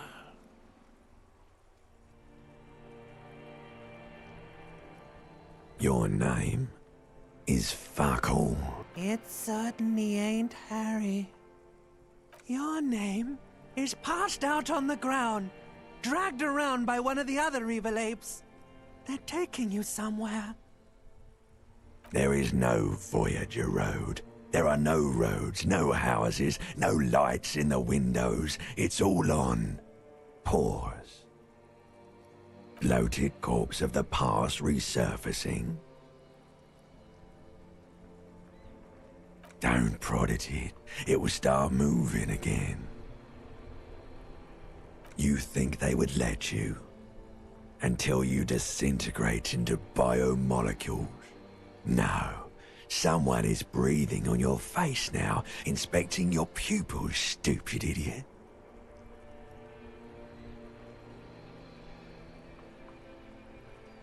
Oh, but you are. They're pouring something on you. Something in you. It's delicious. Glowing lights on a dashboard emerge out of nothingness. In the upholstered cabin of Lieutenant Kitsuragi's motor carriage, seated in the driver's basket, the air is thick with leatherworks and heavy fuel oil. Cold water runs down your chin. Drink. Water. The water is cold, silvery, the stuff of life itself as it pours down your parched throat. The pounding in your head recedes. The darkness parts. Drink. You haven't drunk water in 2 days. Did you know the human body is not made to survive on alcohol alone? You need a secondary form of hydration. With greedy gulps, you down half a liter of cold water. Some of it spills on the driver's seat. The lieutenant pays no heed to it. What happened?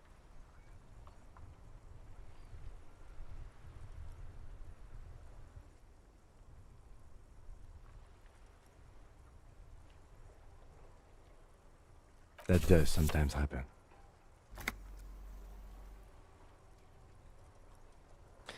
You dropped these. Are you okay to proceed? Good. Solve this case. The Ledger of Failure and Hatred is a special item that can be used both as an interactable and a tool equipped in your held slot for skill bonuses. Find it under the Tools tab in your inventory.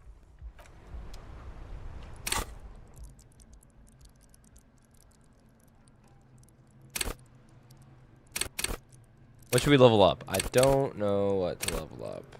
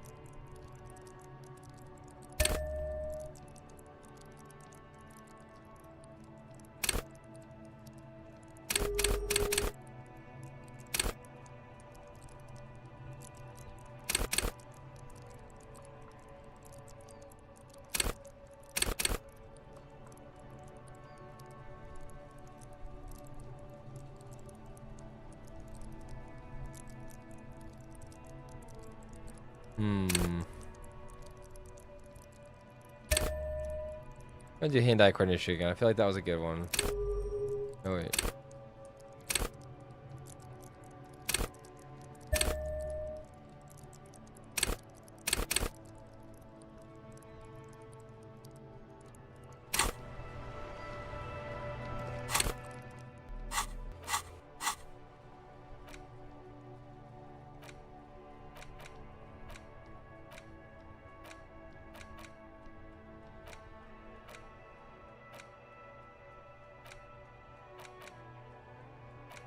Oh wait, I'm not gonna internalize that.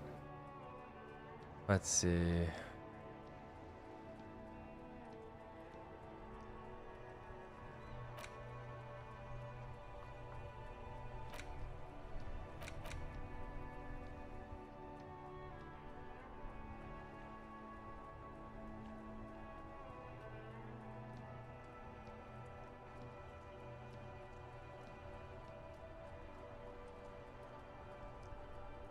There's a lot of stuff. Ow. Alright, I wanna do.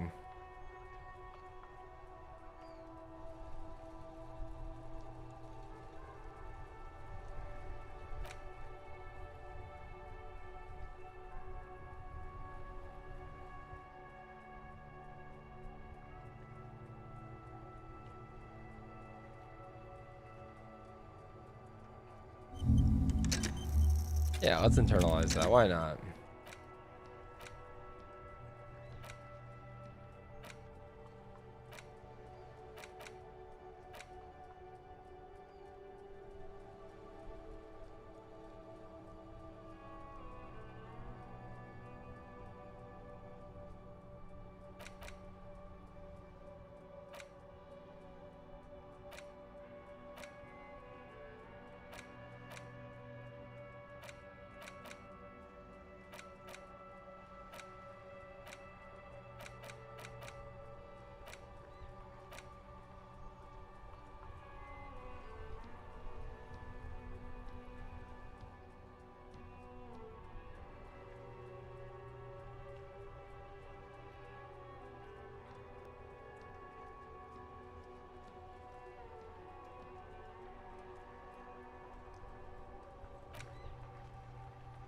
I just wanted to read what it said. It's very weird. A superstar.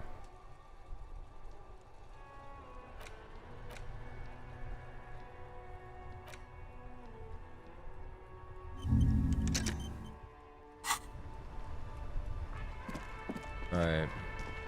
You want us to talk to me? We should think about calling it a day, maybe. The nights are still miserably cold this time of year. We should take care of that then. Let's talk to him anyway. An officer of the RCM shouldn't be sleeping in the street. We'll figure something out. Well, I just don't know where the stupid recycling place is. I'm gonna look it up. I know it's...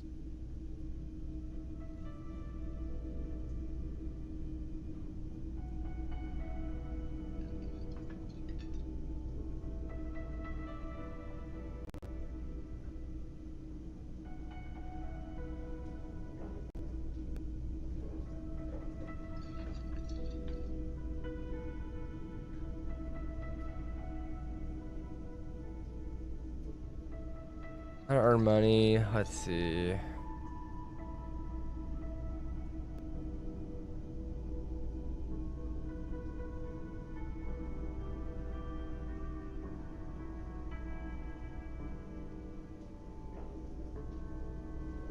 Head into the FRITTTE convenience store northeast of the hotel.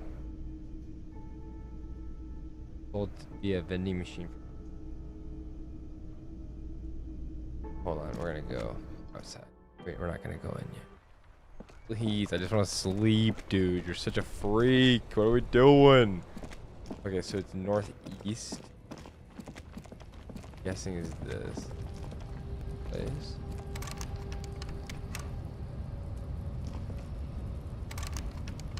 I guess. All right. I guess that is that. Let's see what this guy can do for us. I do have a thingy in my hand though.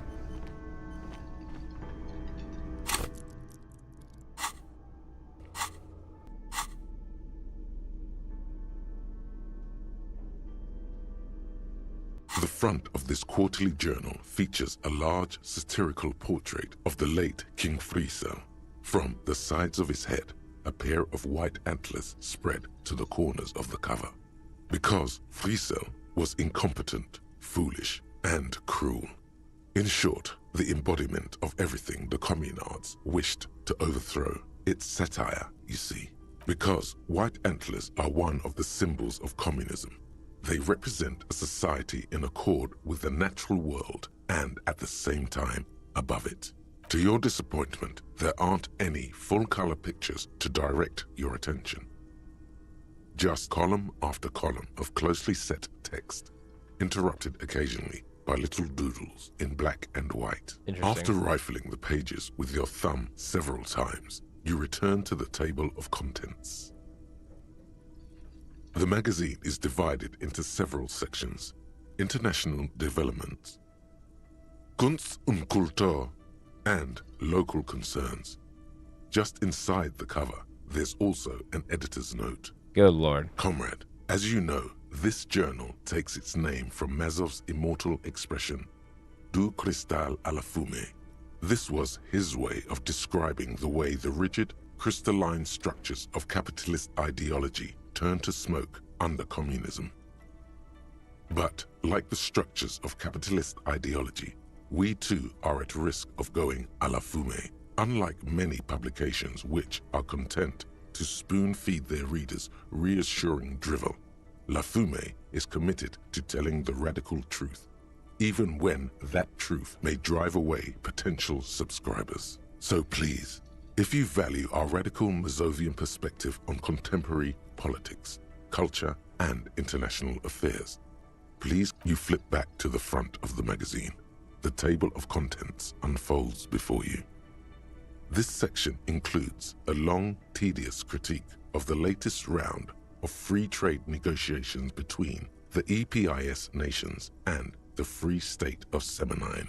You also skip over an article about heavy fuel oil smuggling along the Messina border, something about bear wrestling in Samara, book riots in Yugograd. Whoa, whoa, whoa. Bear wrestling. Flip back to that. It seems to be part of a new public fitness initiative in the People's Republic of Samara, SRV, devised and promoted by none other than President Kenajinsky himself. According to this extremely credulous account, Uncle Sport, as he's affectionately known to his people, has recently decreed bear wrestling the national sport of the SRV. That's fucking awesome.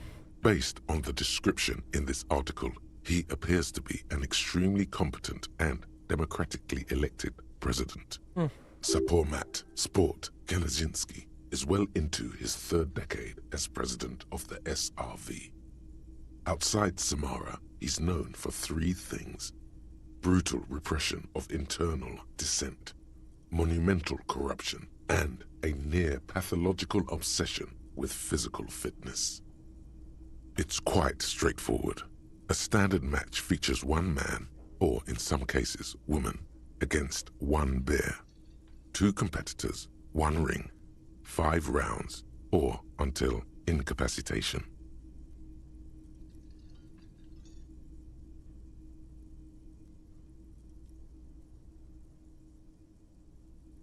According to the SRV's Ministry of Information, the program has been a tremendous success. Public support stands at 87%, and youth obesity and alcoholism rates are down 12% and 7% respectively.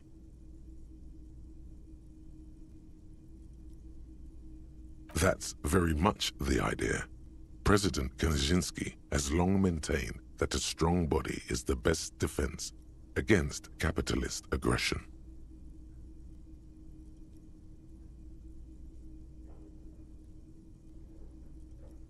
You flip back to the front of the magazine.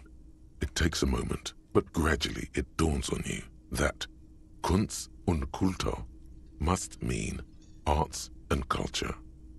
As you leaf through this section, you come across several reviews of recent radio plays, as well as a brief artist spotlight featuring a local artist identified only as CS. The main feature, though, is a long essay titled Tip Top Tournée, a critical Mazovian perspective.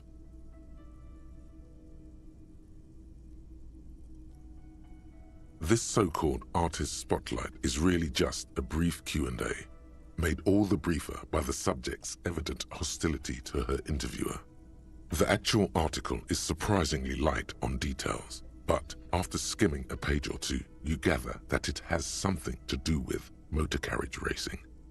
Oh. If you don't follow it, you only ever hear about the ludicrous sponsorships and obscene death toll.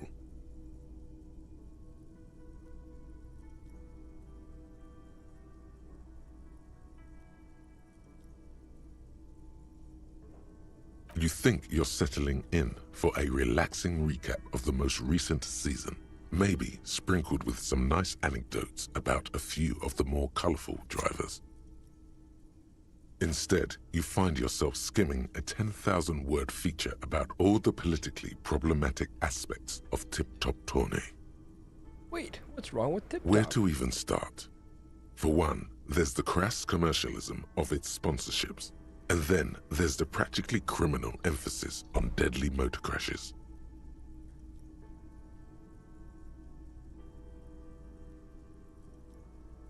Under capitalism, the article says, every pursuit has its price. Every pleasure, even one as elemental as the joy of racing others around a track, is reduced to an advertising opportunity. Thus, the so-called tournée becomes a competition between increasingly meaningless brand signifiers. Your discount laundry detergent racing against a pack of Astra cigarettes, or even a Fritta. And that precisely is what's problematic about it. Were it not for the promise of random, spectacular violence, audiences would quickly lose interest. I don't know.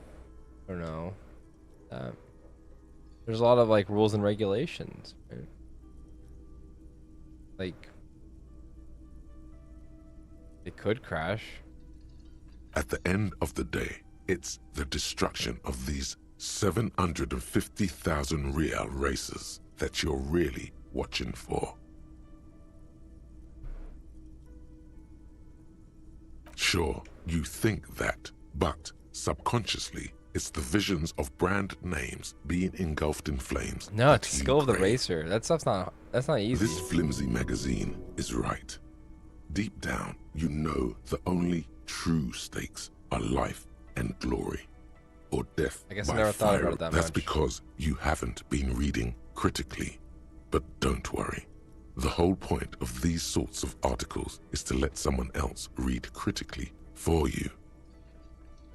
Oh, come on. Can this article read your mind? No, I guess not. Well, there you have it. No reason to get hung up on the pretentious ramblings of a few young men. If I had to wager, I'd say they've never even seen the inside of a motor, much less a motor race. I take whatever they write with a large grain of salt. You flip back to the front of the magazine. The table of contents, unsurprisingly, much of this section is taken up with articles declaring unqualified support for the dock workers' strike. You skim the headlines. Paint the harbor red and white. Martinez tames the wild pines. A city in revolt. Finally, there's a brief article by the writer, G. Martin, accusing the owner of the Capeside apartments of illegally attempting to evict certain communist tenants simply for not having paid their rent.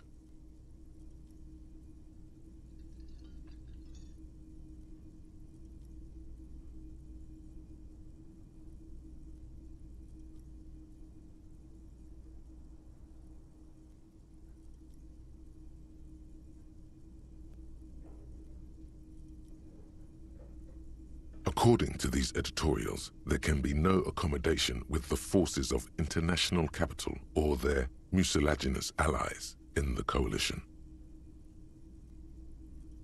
Judging from the context, it's something very large and fundamental. You should probably know about it already, honestly. You flip back to the front of the magazine, the table of contents. Well, The worn map features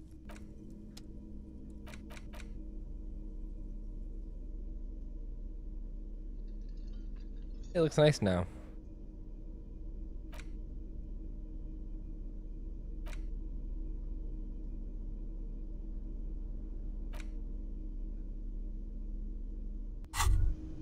Oh my. What's this? We're getting reports of normal, reasonable, temperate, political opinions somewhere in Martinez.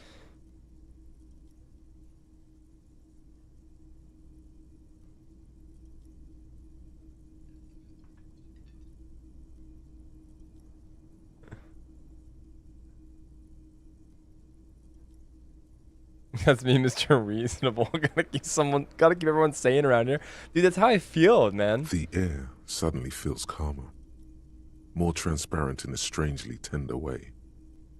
Perhaps it's the hangover. Perhaps it's a temporary surge of serotonin. But something tells you it's time to become a citizen of the Kingdom of Conscience. First of all. Yeah, no, I'm too far from Kingdom of Conscience. It is not a place. It is a moment in time that can only arise in the right circumstances.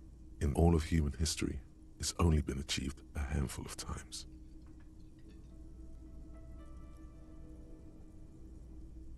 How do you bring her about those circumstances? Incrementally.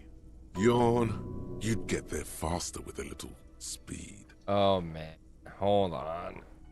Now we want drugs. History's greatest catastrophes have been brought about by people trying to make the world a better place too quickly. I mean, that's true. It has to be like agreement. You have to have agreement. That's the genius of Dolores Greed Day. is the root of all She evil, recognized my that friends. progress is meaningless Welcome if back its to gains greed. are lost because of instability. Real, lasting change can only come about gradually, increment by increment. Yeah, pretty much. What about all these things are wrong?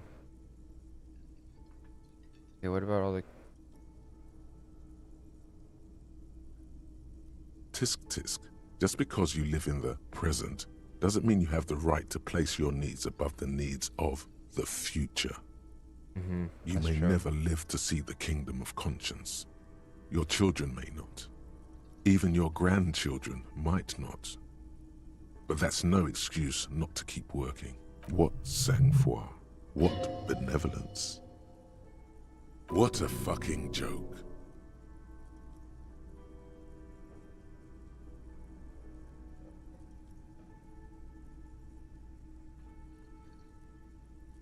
The kingdom is difficult to comprehend, and even more difficult to describe, partly because humanity will need to discard many of the categories that define and limit it today.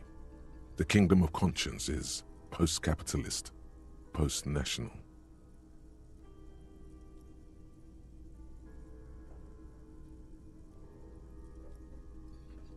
It's also post-industrial, post-ideological, and even post-sexual. Slow down, Mr. Reasonable. Did you miss the part about compromising and taking things slow? That's right. Remember, real democracy is just around the corner for Revachol. When that real democracy kicks in, a long time from now, we are all going to be so much happier. I don't think... Some kind of superstar. I can bend that, I think. They say the world isn't ready for a rock and roll cop. No one wants their state monopoly on violence to be mixed with celebrity worship they claim to know It would be dangerous for detectives to rise to the ranks of demigods and have sexual encounters with barely legal cover girls. It would be insane, they say, to all.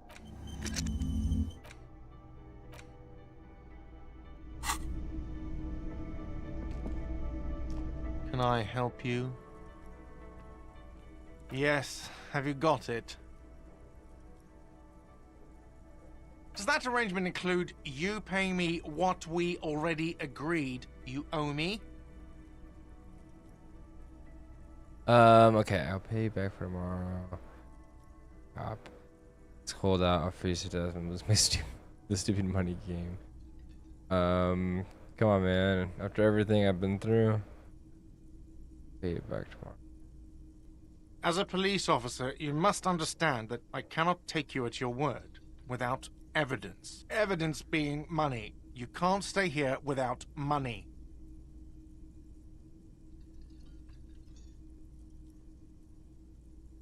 Not until you bring me the money. Okay. I might have something in my motor carriage we can use when you're done here. I really didn't want to resort to this. The man is thinking. Oh, Lieutenant, we're done here. Yes? What do you want to know? Good.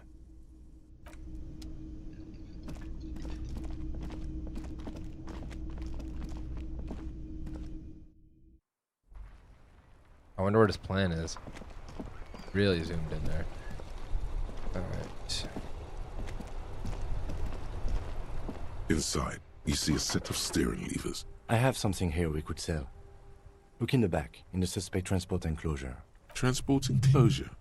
Regular people just call it the cage. All right. Ready? I turn, you press start. The dashboard lights up with orange glow. The rounds per minute gauge jumps, and the Oh my god, it's so loud. police kinema comes to life with a whine like a leopard waking from its sleep, yawning and roaring at the same time. The lights unfold with a little click, casting electrical light onto the... There you go. I'll turn them off from the remote once you're done. We just need to stand in front of the machine now. The cage at the back of the motor carriage looks rather uncomfortable. 4 shiny hubcaps are stacked against the seat. Their silver edges sparkle in the dark. I confiscated these 4 a little while back. We can take them to the pawn shop down by the Martinez Canal.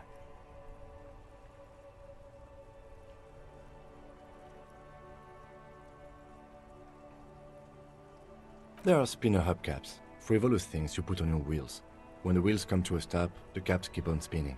There's no real use for them, it's just for vanity. A couple of weeks ago, I stopped a young man for going slower than the speed of traffic. Turns out he was some coalition official's son and high.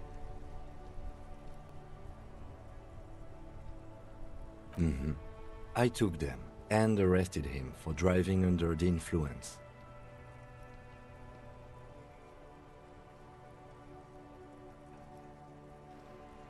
I don't want to blame him for corruption. Look, I would have mesmerized. That they are.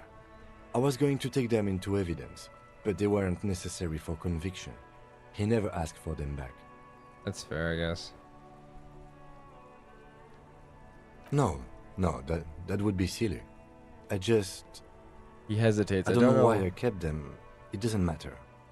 I couldn't put them on this MC anyway. A cop with spinners. That would be outrageous. Outrageously He cool. flashes a smile, barely visible in the dark.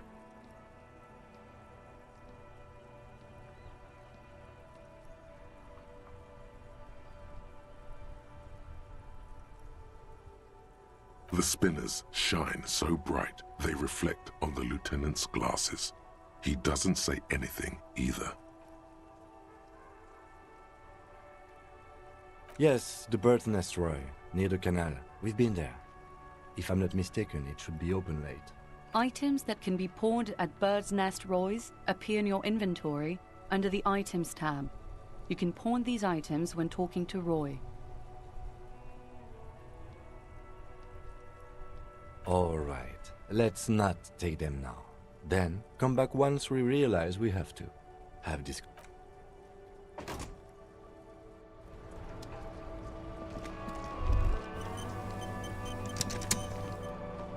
It wouldn't be right. As you hold your ledger's clip under the headlamp, an iridescent hologram appears. A street grid and the veins of a great river. A familiar sensation washes over you. There she is. Revachol West. Around the borders of the watermark are dozens, no, hundreds of micro-perforations.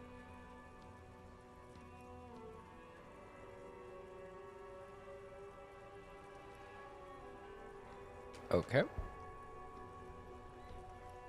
The rectangular watermark is overlaid with the logo of the RCM, and yet the major arteries of Revachol are all recognizable. They shimmer in the Kanema's headlights.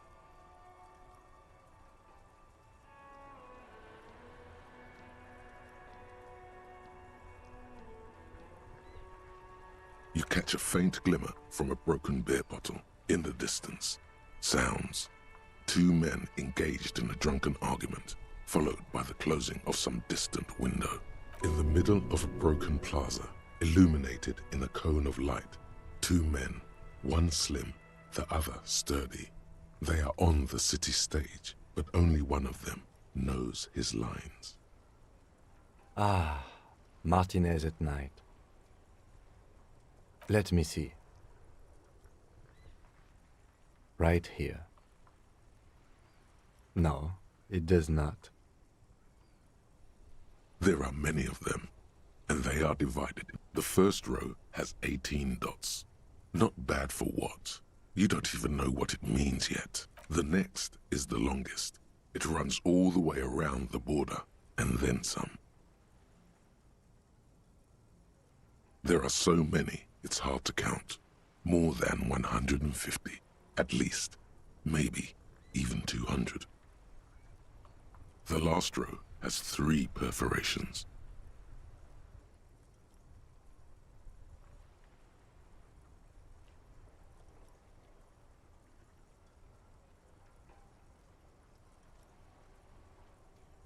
That's it. The rectangular watermark is overlaid with the logo of the RCM, and yet the major arteries of Revachol are all recognizable. They shimmer in the Kanema's headlights. You catch a faint glimmer from a broken beer bottle in the distance. Sounds. Two men engaged in a drunken argument, followed by the closing of some in the middle. Ah, Martinez at night. Let me see. Right here. It has its problems. Those are perforations. They represent your record as an officer of the RCM. They are your statistics, as it were. I should have guessed you'd keep a record. Officers often do. Let's take a look. The first row represents your years of service. 18 years. Okay, not bad at all. What did you do before you volunteered?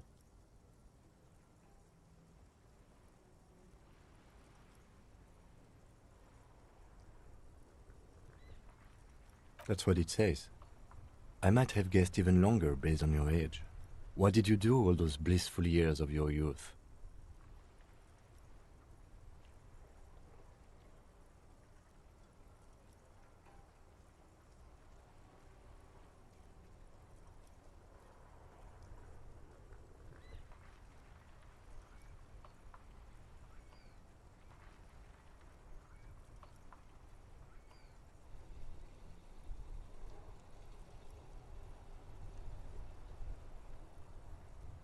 Yes, that does seem quite likely. Your youth coincided with some heady days for Revachol. But let's move on, shall we? This next row, the one that wraps all the way around, is your number of closed cases. Closed is good. It means finished. You've got, let's see... Wow, more than 200. It's quite a lot. Even for someone who's been on the force for nearly 2 decades. Usually, clearing more than 10 cases a year puts you in the 90th percentile of all RCM officers.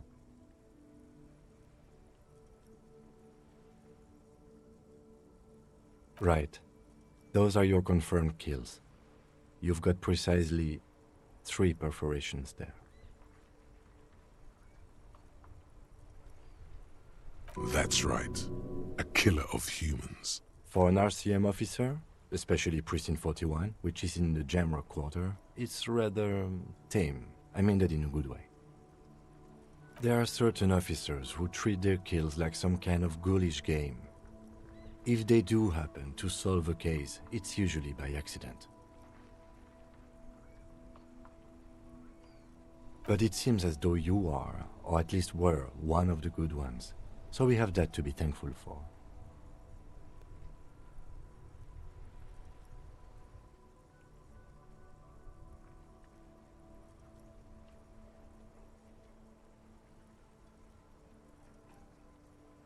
This is huge information.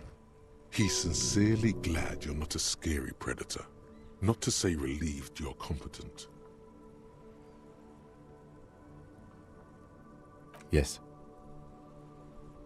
Oh, he doesn't want to elaborate. That's scary.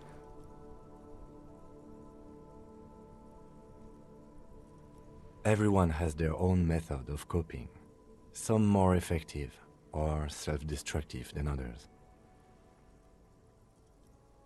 Personally, I find it helps to keep up a few hobbies.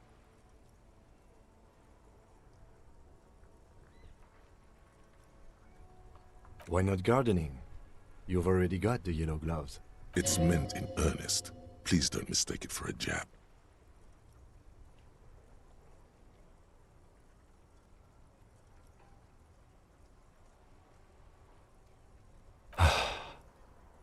If you want to pour out the booze you've been carrying around on duty, I'm certainly not going to stop you. A dark pool of cheap Pilsner appears at your feet. It shimmers in the lights of the Kanema. Honorably done. You have given up some of your own blood for theirs.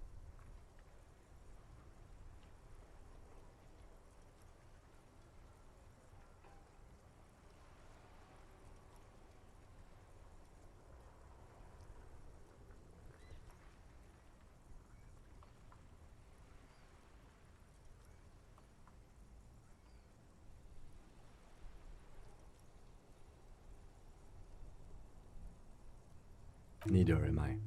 Are we done here?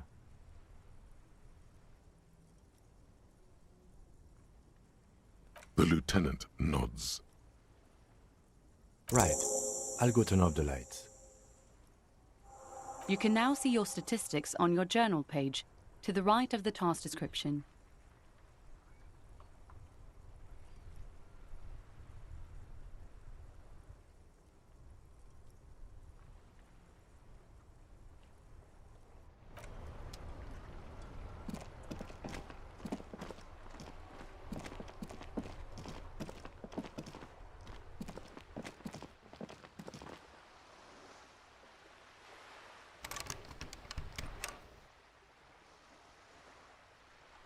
I need to find the pawn shop. I don't know.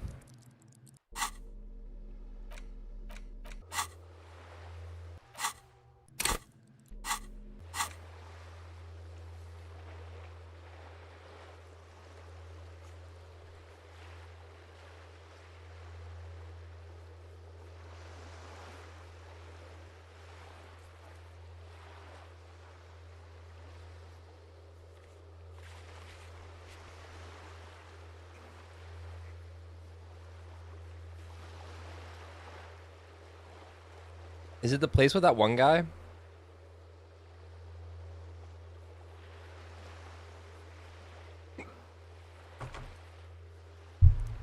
Oh my gosh.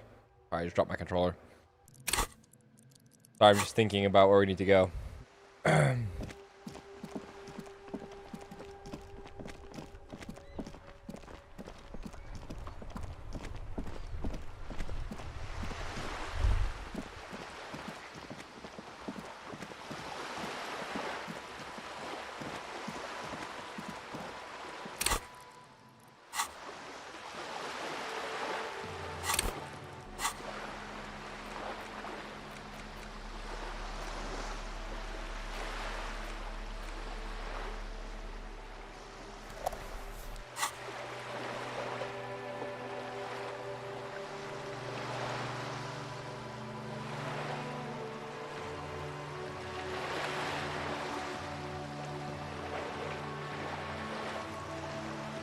Look at that little flashlight.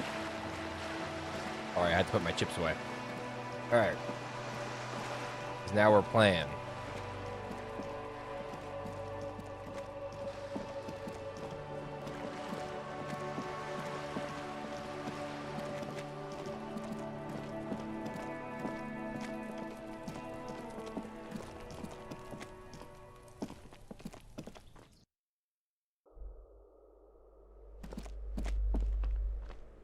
Wait.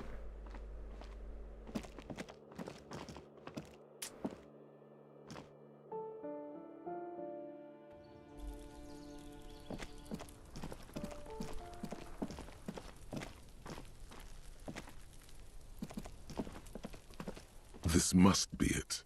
The basement door is weather-worn. The copper nails holding the upholstery in place. You try to be as silent as you can. Finally, the door unlocks. As you hold the open door, you can feel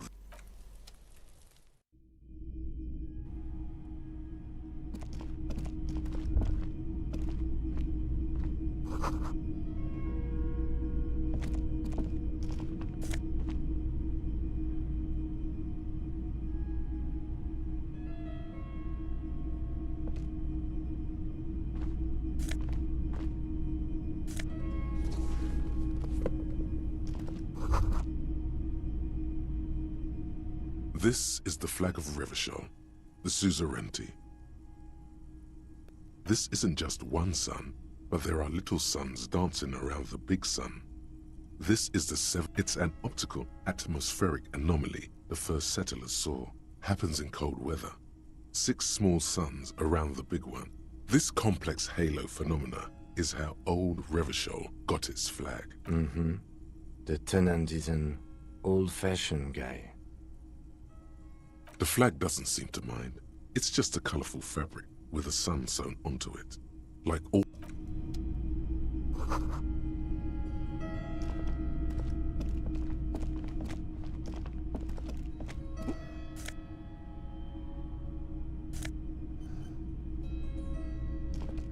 Can't like read what it is.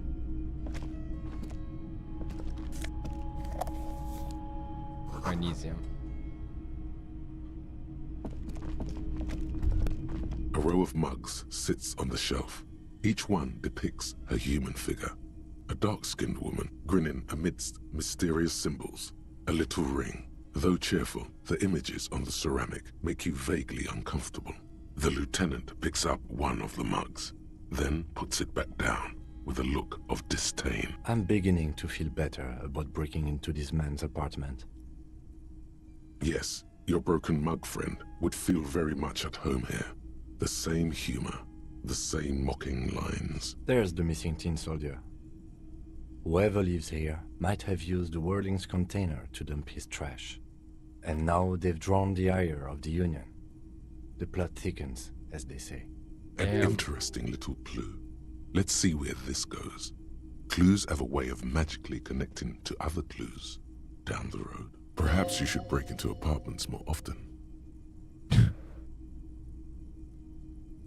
Who knows? I'm not expecting too much from this clothes in the trash lead either way. Smells like chemicals. Oh.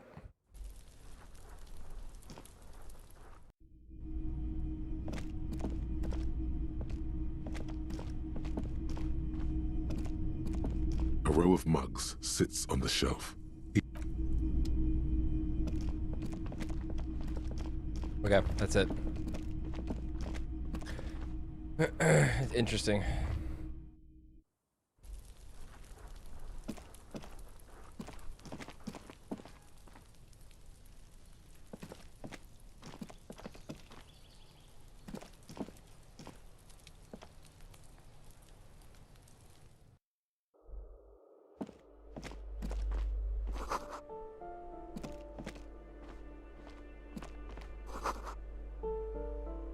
Oh.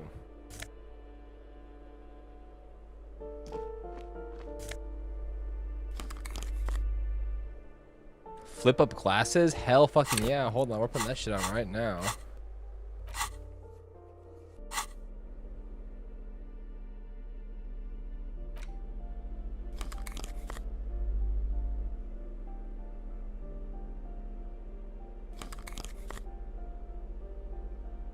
Ooh, I'll take +1 logic.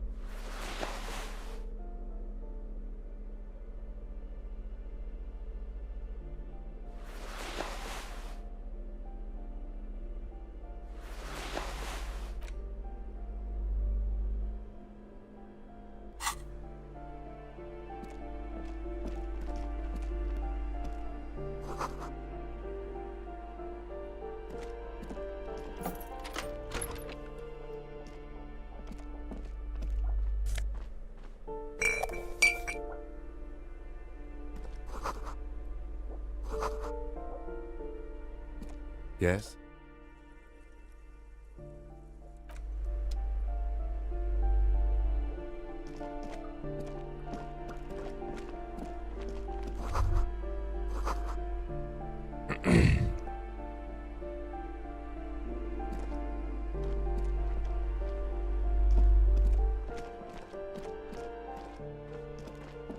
The snoring is scary somehow. You should do this scary.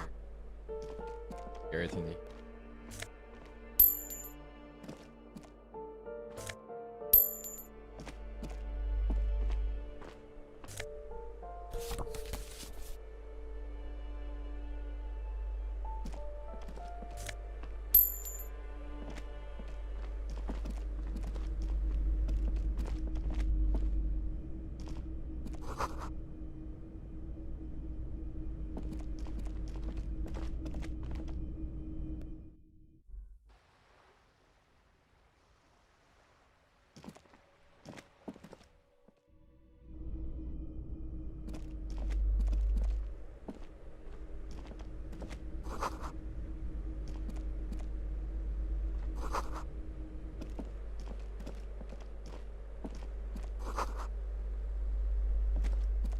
You hear someone walking around inside, rearranging the furniture. The number on the panel says, the walking stops abruptly, but no one comes to the door. You can feel tension on the other side. A poor communard, from the looks of it. The room is barely bigger than a closet. Do I have to open the door? Do you have a warrant? I'm not obligated to open the door if you don't have a warrant. Let's go. We don't have a reason to get inside that apartment. It's generally easier to do things if you have literally any reason.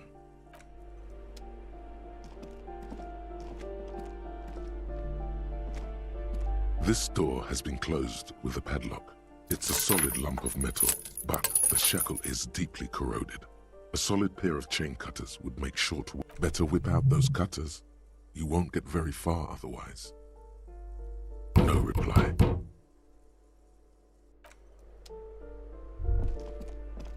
That isn't just a 5-pointed star.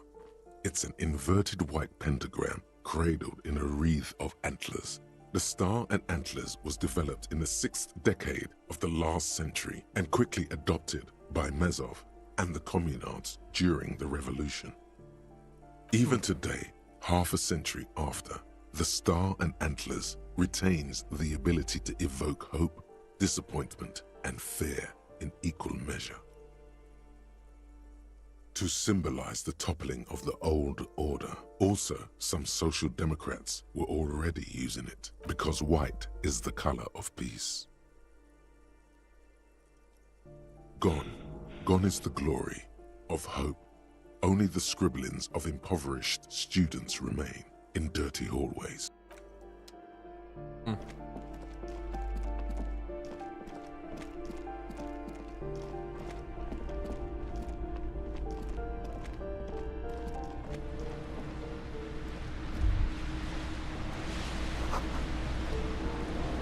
A shift in temperature, the air chills around you.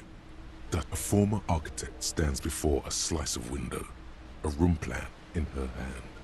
A cold wave has made the air in the building stand still and frozen. with temperatures falling down to -20 degrees Celsius, is red from the cold. She's breathing on her fingers, clasping the plan. Traces of sadness are visible in faint pencil lines on paper depict the same place, but a missing eastern wall connects the room with the neighboring apartment. It's clean and empty, with new tapestry embellishing the walls. A standard HB graphite pencil has fallen off.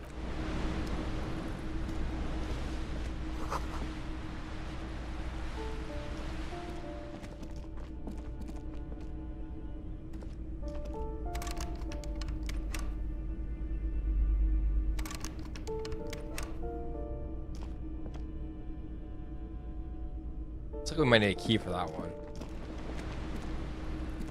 Oh. Never mind.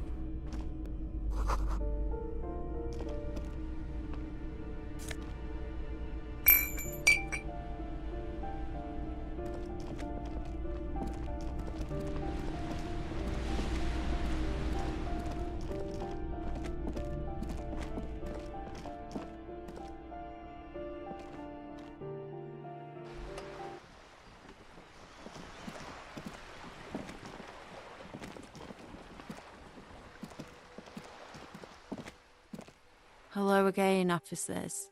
Have you come to admire my mural? Catch you later, Cindy.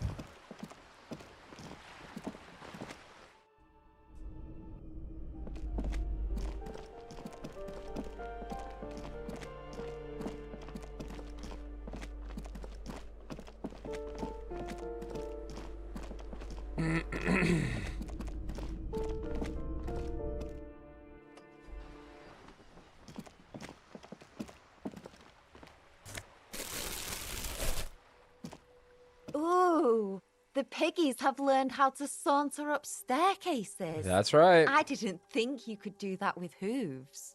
But here you are.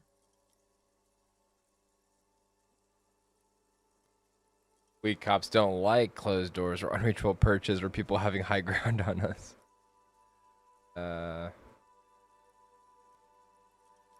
Yeah, you got me now. The dynamic between us has completely changed. That smell coming from her paint bucket, it's not paint, it's heavy fuel oil. Red-dyed heavy fuel oil, intended for exclusive use in government vehicles, to be precise.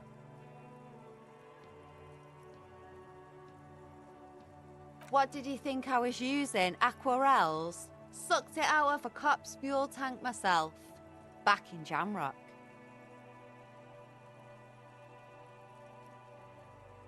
Fumes are bad for you, okay? Something to think about next time you're driving around in your pretty little piggy carriage. Can't you tell? I'm painting a beautiful mural, an aereo graffitio visible from low orbit. I haven't really started it yet. I'm waiting for the right words. Want to know what's right? You don't know what to write? Have you ever tried your hand at graffitio? When faced with a blank wall, most people write unimaginative stuff, like pigs go home and Mona was here. We rarely see pigs round here, though. Just union cards.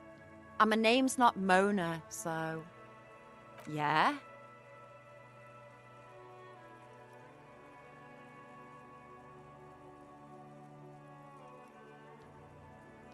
Thanks. I I'm love sure public the art. inspiration will come to me now that I have an official RCM stamp of approval. Catch you later, Cindy. He's so cool. He's totally not gonna backfire. No one's sleeping here. Cindy? Yes?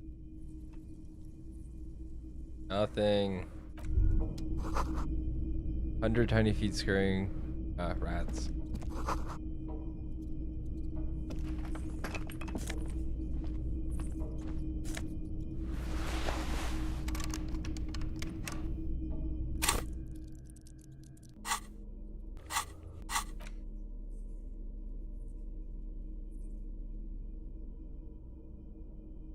What pants do I have now?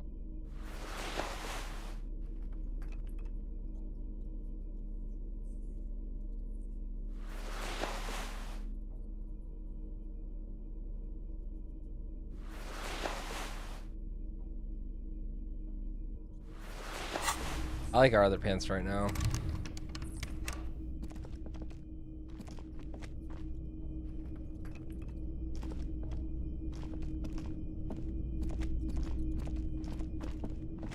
I guess that's it in here.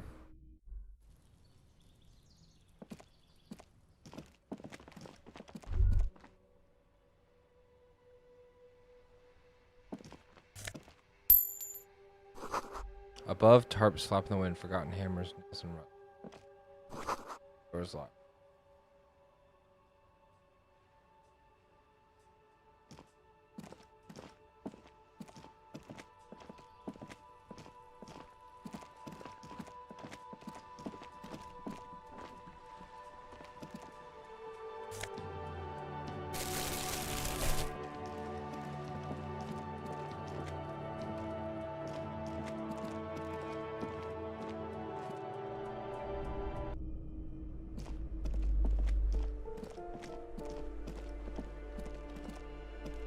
You hear someone walking around inside.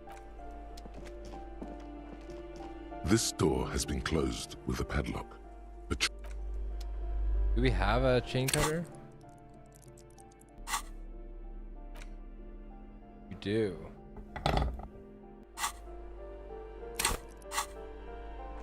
We don't have a warrant. Could be problematic.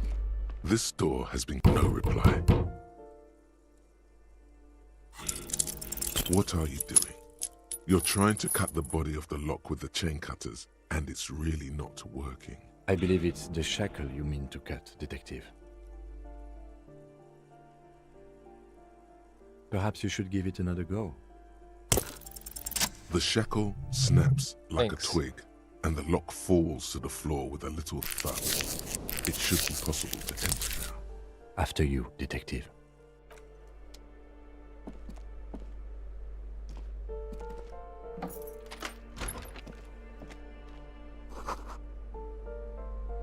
A white stone.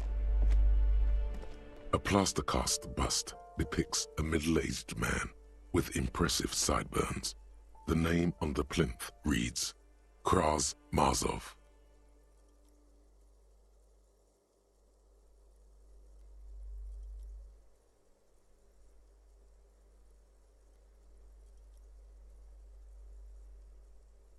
He was definitely controversial. The tenant here seems to like him. There aren't many communists around, not after the revolution. Some youth still keep the ideology going, it seems.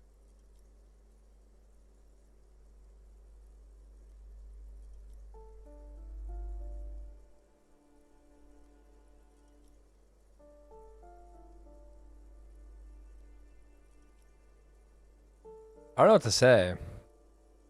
The White Star, the photos on the wall. I think we have broken into the apartment of a young communard. How fitting.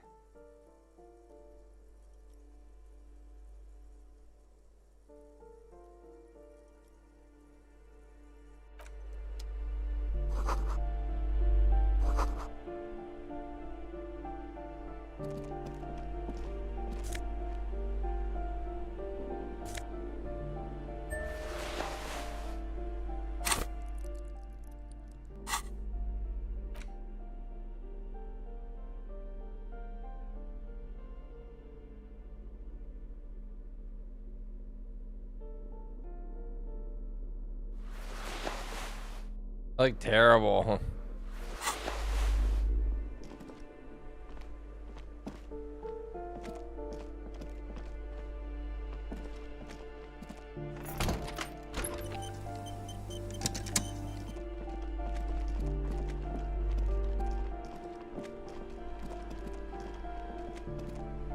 Yes?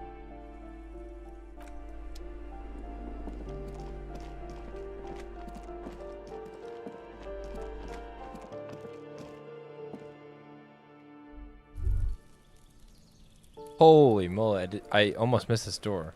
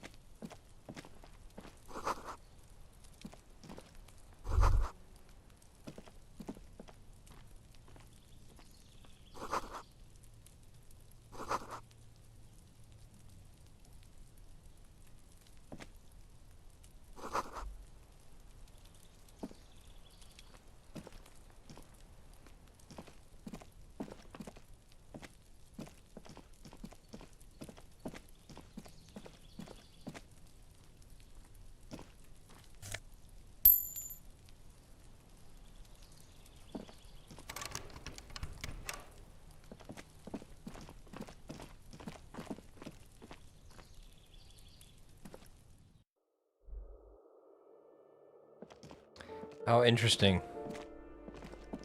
I don't really know what we're supposed to do with that information.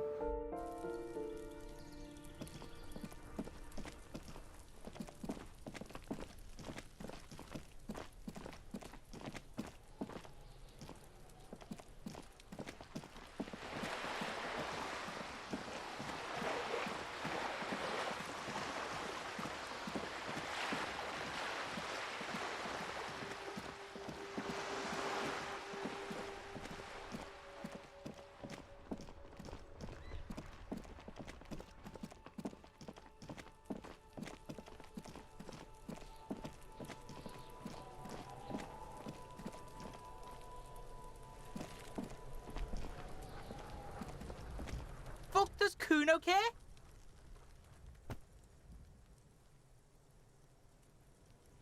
You found Kuno's secret door to Kuno's secret shack.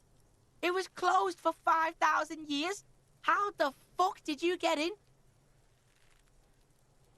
And then what? You fucking there? You... He's trying to fuck at you again, Kuno!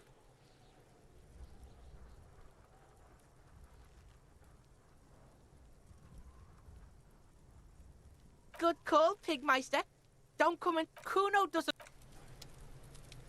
I've heard enough of this.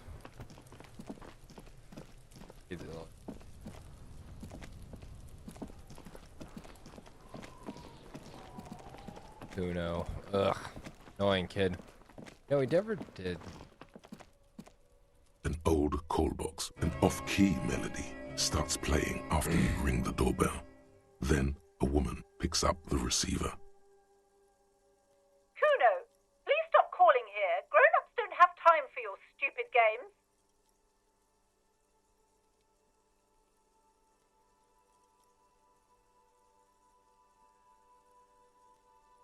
Oh, I'm sorry, officer. I thought you were... But the doorbell is broken, and the bookstore shouldn't even be on the list anymore. So I can't help you. Please don't call here again. Thanks. A single beep indicates that the line has gone dead. You ring the doorbell, but no one. Just seeing the words Andro Orlando gets your hackles up. Its very existence is a threat to your masculinity. All you hear is static, but no one answers the call. You ring the doorbell, but nothing happens. You hear the same waiting room music, but looks like someone has melted half the plastic off with a lighter. The doorbell doesn't work anymore. You hear static from the intercom speaker. It sounds as if someone has picked up the receiver, but isn't saying anything. You can almost hear them breathe.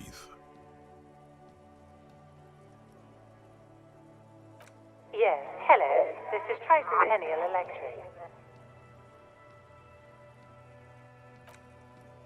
Have you come to place an order?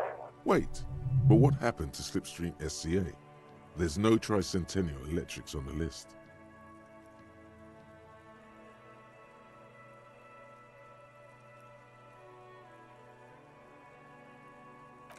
My God. The lieutenant exchanges a look with you. It's you. My God. I didn't think I would hear your voice here. It's a woman, and she knows you. Your heart beats faster.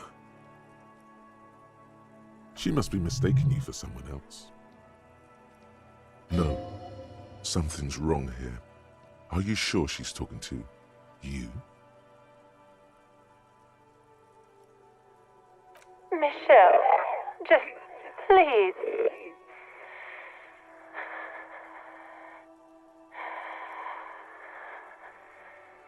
Sounds like a ghost. Wind blows through your clothes and you feel detached from your surroundings. Inside the building, a cold memory hangs. Why did you even call? I don't understand. You've been gone for months. I thought you didn't care.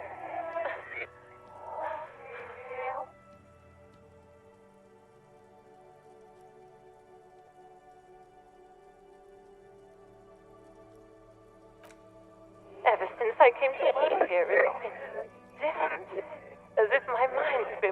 wiped clean. A spot of static overrides her words. When she speaks again, it sounds like she's submerged. It's so nice.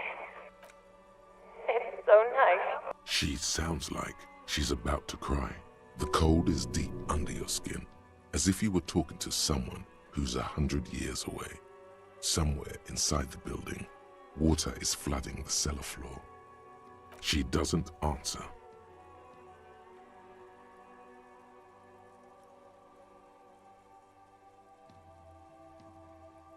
Silence. The only thing you can hear now is static and waves washing ashore on the bay. Another seagull passes by. It's getting... I don't know what happened either. We should probably stop playing with this thing.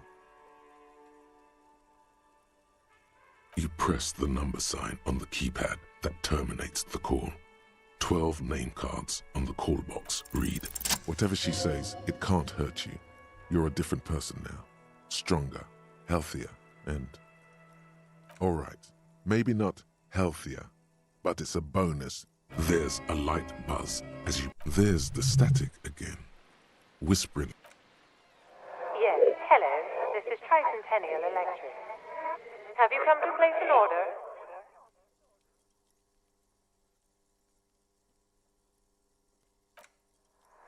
My God.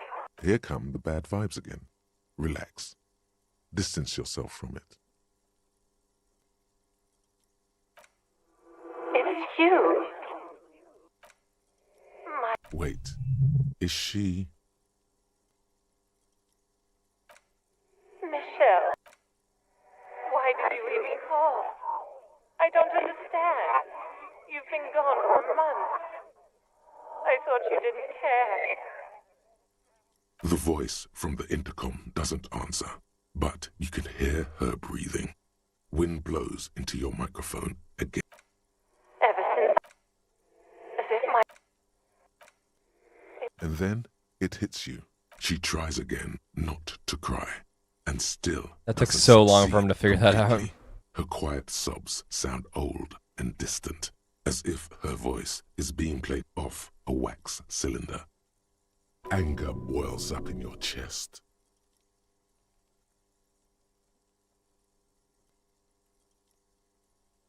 Her sound melts into the static from a long-distance phone call.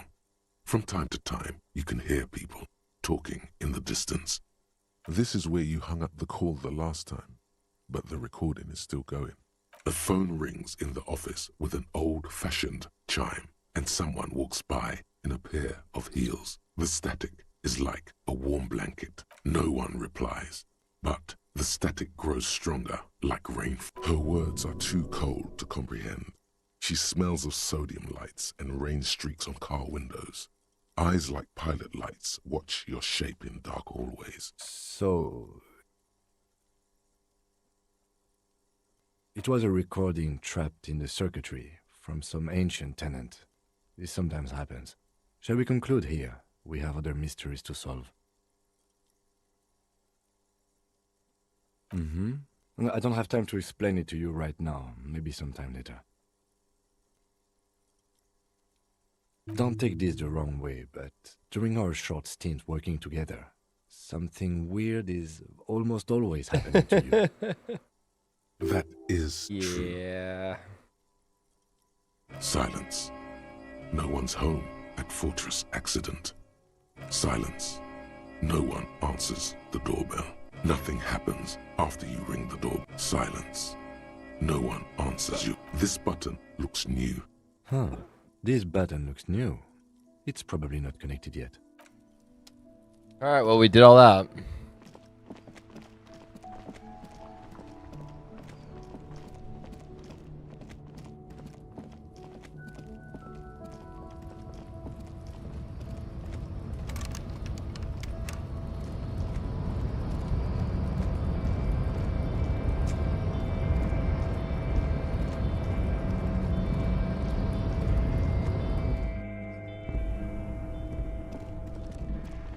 The file cabinet stands steady as ever.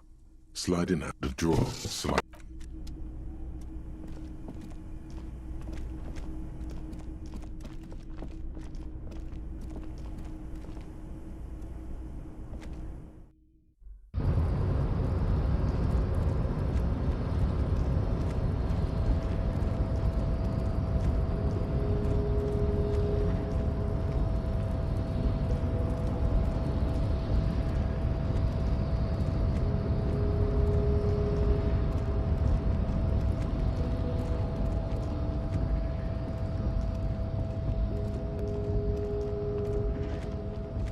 lorry stuck in the traffic jam.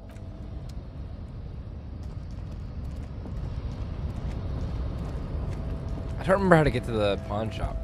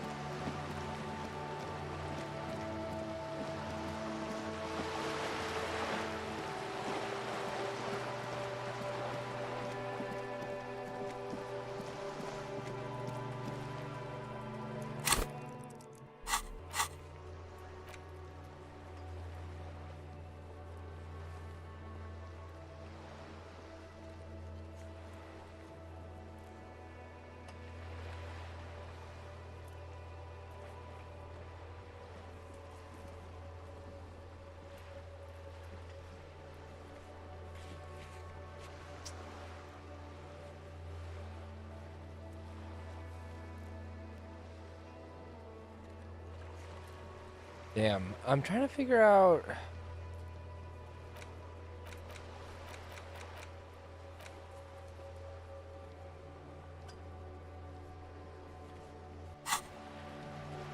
Alright, well, let's go get the stupid shit from the car, I guess, and I'm guessing it'll point us where we need to go.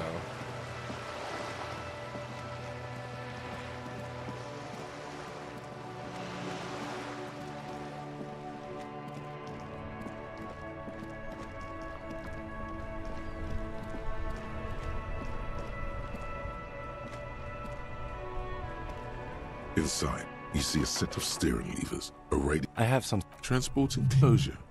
Regular people just call it the cage.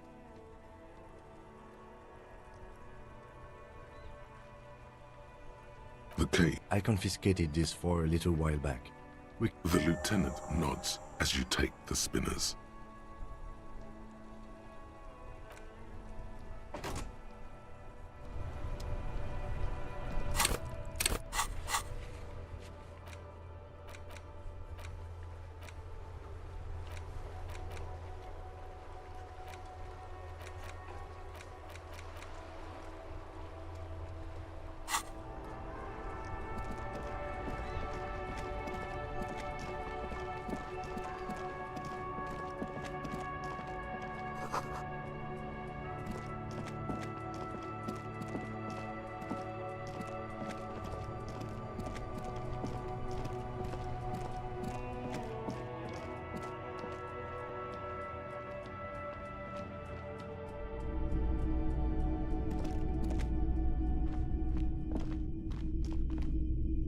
If you don't mind, please put the flashlight away. Photonic sensitivity is not generally. I do appreciate it.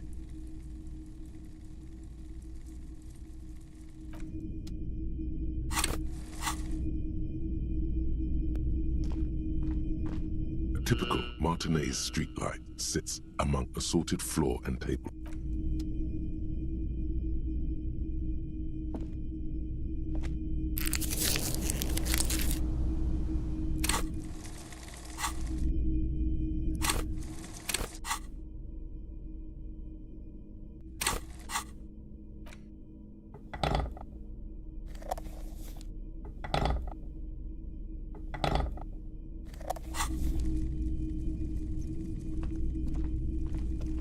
It's not often. What can I do for you?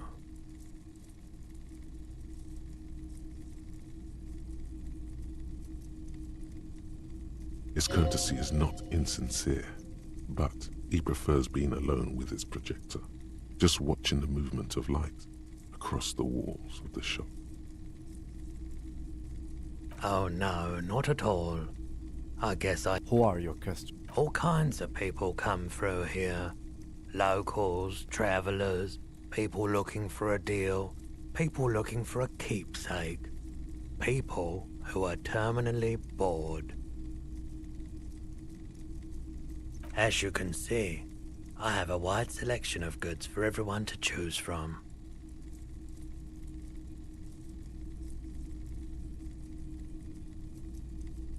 It keeps me entertained. Entertained? He might be high. If he is, on what? Feeling warm and enthralled by the movement of light, while the mind continues to race forward? Lucky bastard. He's probably on Perolidon. It's tough to come by. A drug developed by the military to treat and prevent radiation sickness. It has psychedelic side effects, and it makes your eyes turn yellow.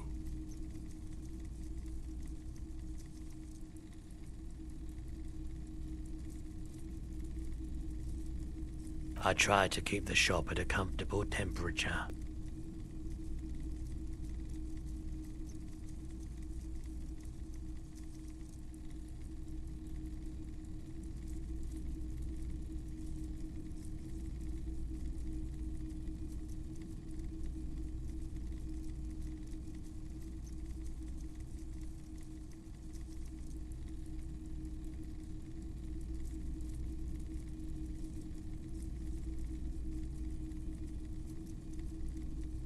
I'm not offended, officer.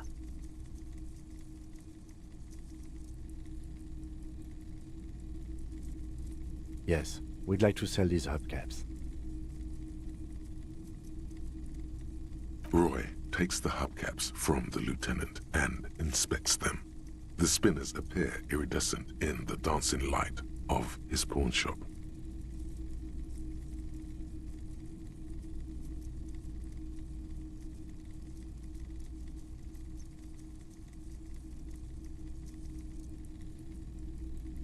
Yes, these are very, very good. Did you defraud some foreign prince for them? Jump a mesk banger? No matter. I'll give you 200 real. No one was defrauded or jumped, I assure you. Of course, I meant no offense. 200 real for you, officer. Delightful doing business with you. Do come again.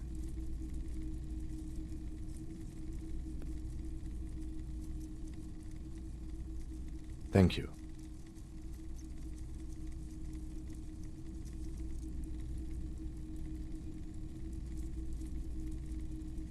Here's the 100 real you need for your bill.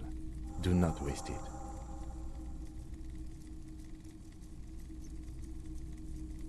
Anything else you're thinking of selling? Anything else you're thinking of selling?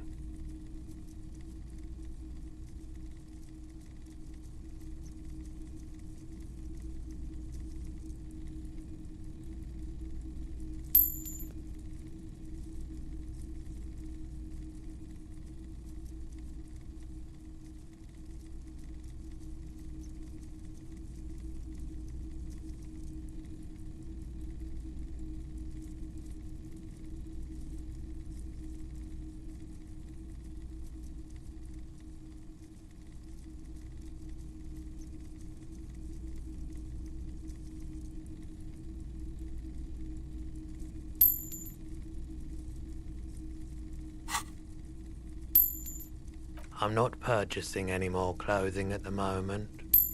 Another time, perhaps. I doubt it, but I can try and answer any questions you may have. I do my best to keep my distance from all manner of butchery. Bad for business, bad for everyone.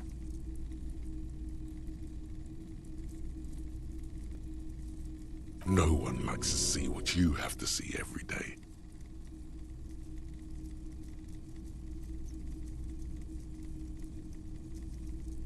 I do my best to keep my... No one likes to see what you have. The pawnbroker's gaze is already fixed on the dancing colors. Someone else came here earlier today asking the same question. I promptly sold her the gun you pawned a couple days back. What? Sold? This is a pawn shop, and it did feel as if you've met before. Oh God. The lieutenant shifts from one foot to another. Alert.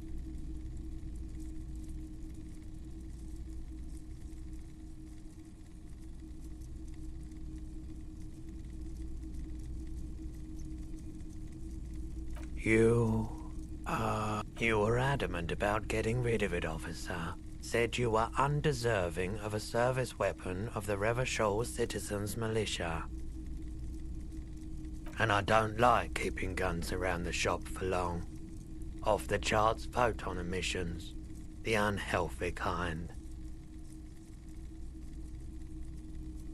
She didn't seem like a policeman, although she kept referring to herself as a pig, which was odd.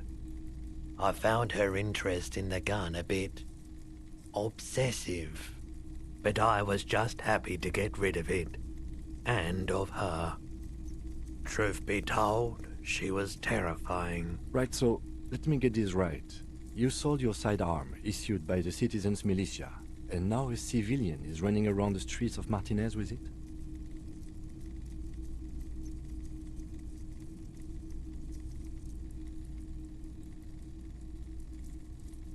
You're right that she could cast aspersions on the Force.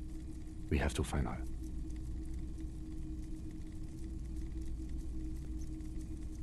My apologies, officer, but I have no idea where she was coming from or where she went. A needle in a haystack. There is nothing you can do about it right now. You'll just have to hope Everard wasn't lying, and the Union can track her down in time. Maybe.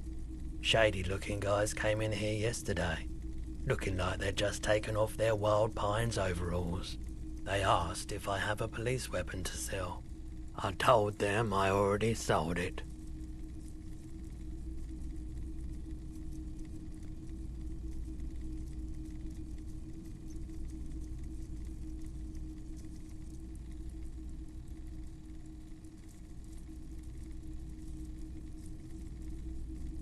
They went their way. It was a trip, but you know, all sorts of people come here, asking for all sorts of things.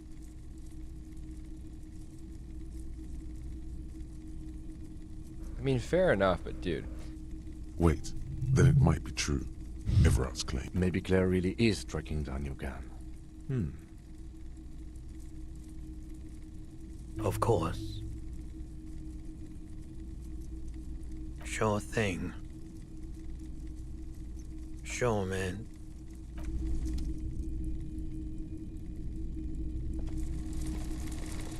You see rows of toy soldiers guarding the rest of the trinkets displayed on the table. Some...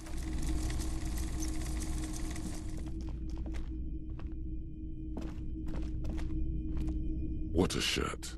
All other shirts pale in comparison to the muscular man with antlers and immense Zweihanders.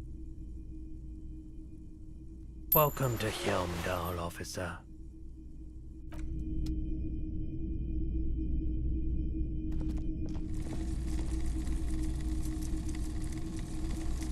You see rows of toy soldiers guarding the big men on big... Franco-Nigerian. A long, long time ago. Did I mention that this figurine is supposed to be lucky?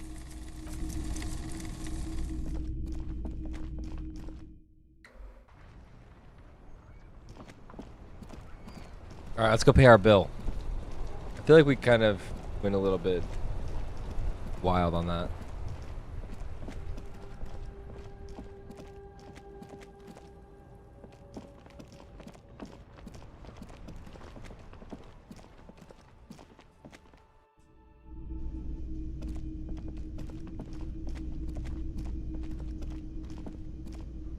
Can I help you?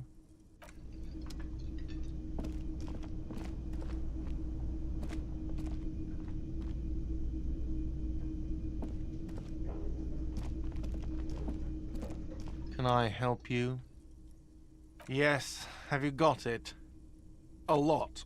For the room and broken window. Well?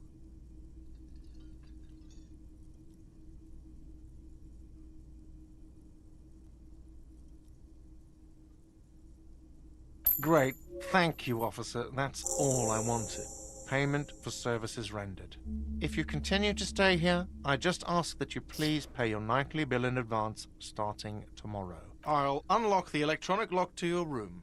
All the doors lock automatically at 9 p.m. Please pay for each night in advance starting tomorrow. 20 real per night. I'll take a room here too.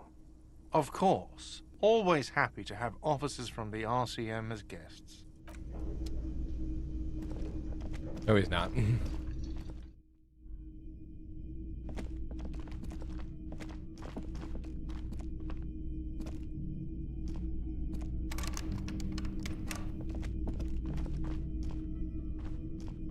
This is the door to the room you Just a moment. We should talk about our progress on the investigation. Let's go out to the balcony. All right. The air That sounds good to me. outside is brisk. The lieutenant is silent for a moment. He listens to the traffic hum. Then,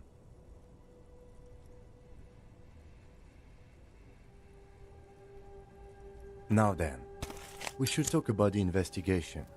But I also feel you're a bit hazy on the RCM. Our role here, our rights, our jurisdiction, basically.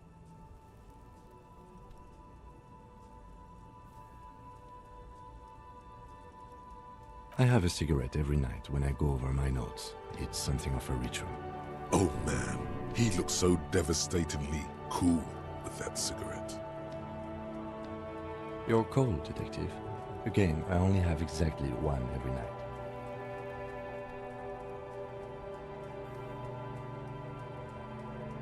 You mean this? This isn't cool. It's an unnecessary trial of will, and unhealthy. Keeping the habit within the parameters he's given himself takes a lot of focus. It would be easier to simply quit. Yet, were he to quit, he would lose the cool factor. Yes, it's been a long and eventful day.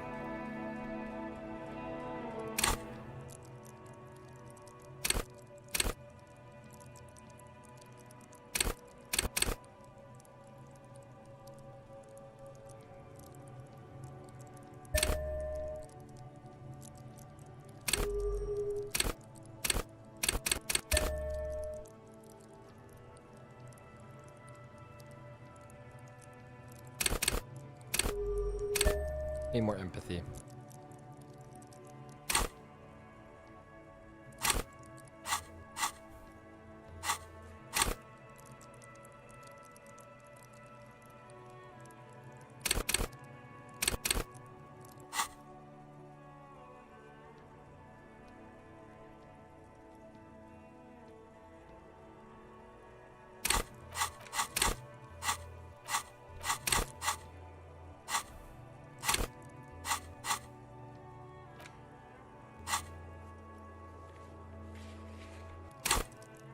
I literally can't smoke. Okay.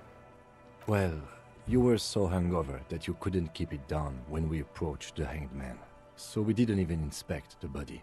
And there's still much to do at the crime scene too. We didn't search it thoroughly enough. Okay. He would have put all of this more harshly, but he doesn't want you to feel completely discouraged. Probably because he's afraid that you'll just give up and keep drinking.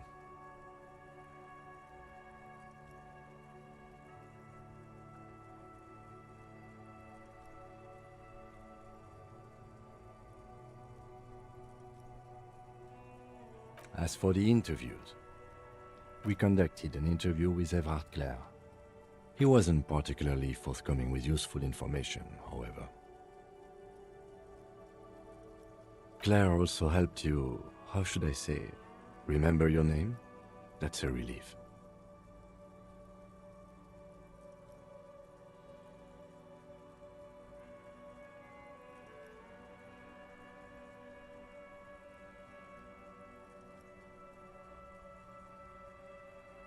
Moving on.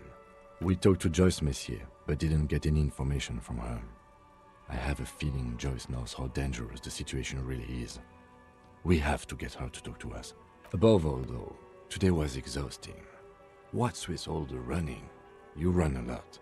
Is that a standard Precinct 41 practice? I have a really good theory about why you're running so fast, son. Just you wait until we get up tomorrow.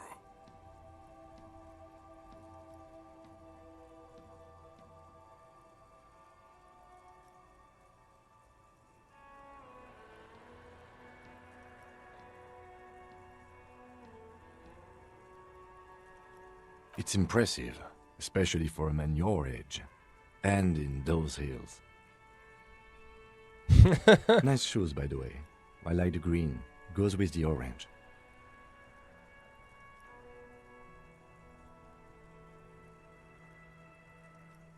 They're quite limited, actually. The power officers of the Revachol Citizens Militia exercise most frequently is imposing fines of up to 1,000 real for offenses, in accordance with an interdepartmental schedule. The RCM's primary role is to ensure safety. We are not really supposed to play any part in the economic structure of Revachol. Yes, although indirectly, as citizens can always request records from their local station. Officers of the RCM have been known to take bribes of less than the prescribed fine amount. It undermines trust in the RCM. We can arrest people, of course, but rather than bringing someone in directly, it's preferable to serve a station cold sleep. It prevents confusion and overcrowding.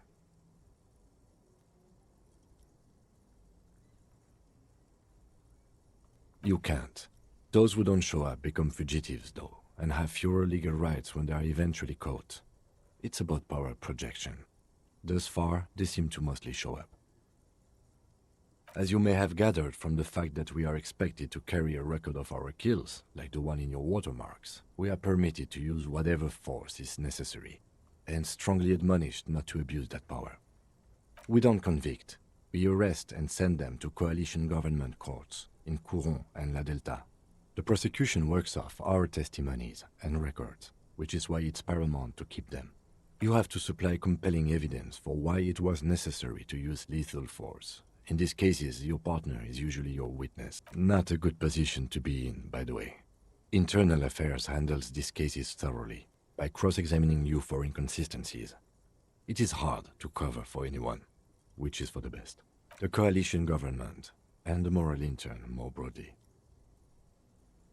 The RCM was formed by the coalition government to restore order in the international zone after the revolution. So we did. Now we attempt to maintain that order. No more, no less. Or perhaps it is better to say we were allowed to form. It's a point of contention whether the citizens of Revachol or the coalition government founded the RCM.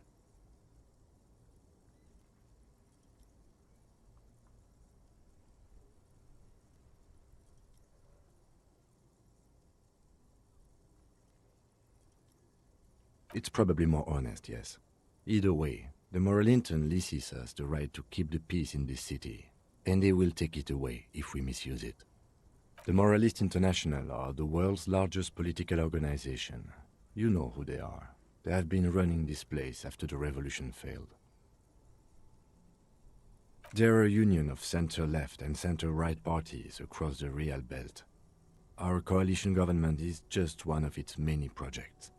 They also run the ICP, EPIS, most intergovernmental organizations in the world. What do they believe in? They are Dolorians. They believe they continue the humanist project set forth by Her Innocence Dolores Day 4 centuries ago. Others say they are just technocrats. Interesting question. It's a blue forget-me-not. Their motto is love, compassion, self-discipline. I think you can gauge what they want you to think of them from. Something almost self-explanatory. Something ominous. Something even a little feminine. But in a strict manner. Something like the dark blue, serious color of the early night sky above. A historic figure? The author of the modern age? You will have to look elsewhere for opinions. The subject of humanism is too abstract for me. The moral intern are a fact. I try not to have opinions on facts until they change. And it doesn't look like that's about to happen. It is more than that. There's some kind of affection in him. The lieutenant breathes out a chestnut-scented cloud of cigarette smoke. Do you?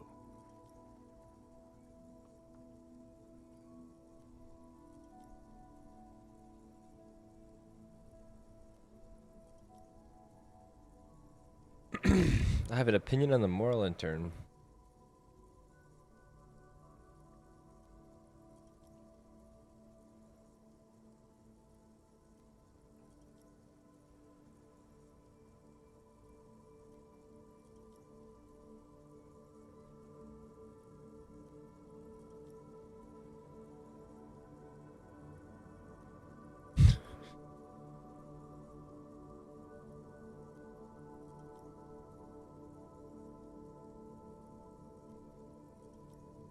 We are in what is called the twilight of international law.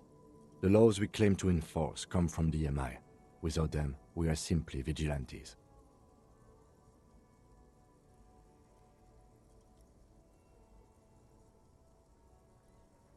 Spoken like a revolutionary, not a cop.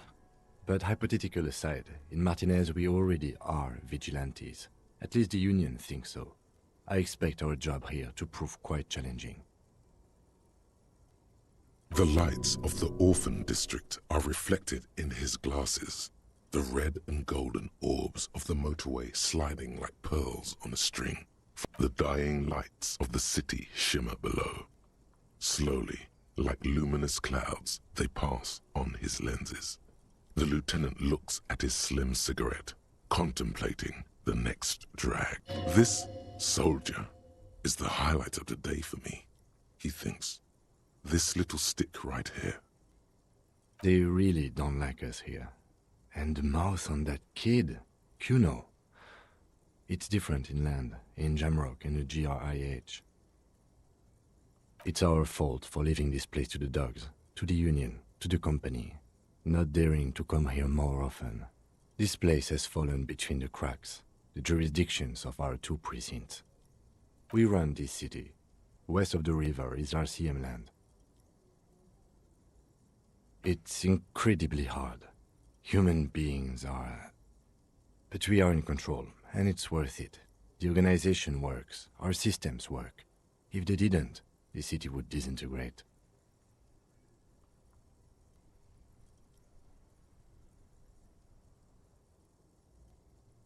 Me too. But I wouldn't count on any drastic changes in our lifetimes.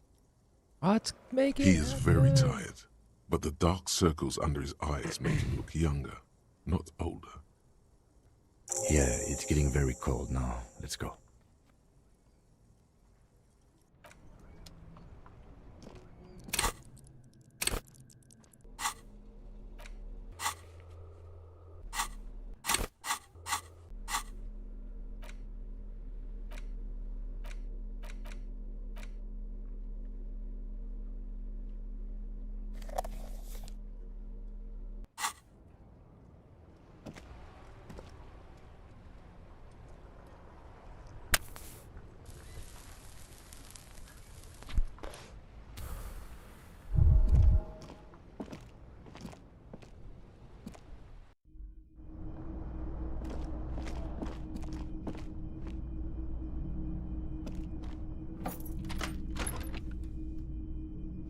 Yes?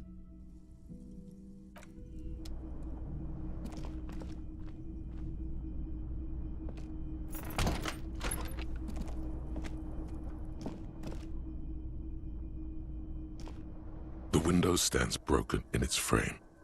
You see some lights shimmer.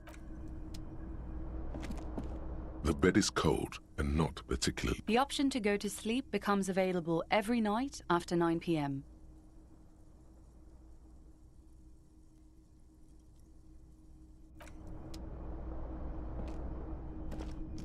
The fan stands still. The switch must be broken because nothing happened.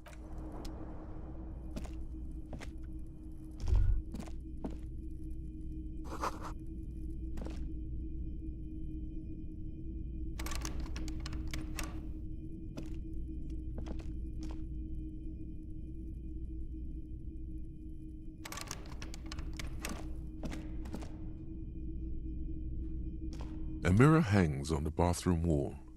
In it, your face, adorned with the expression.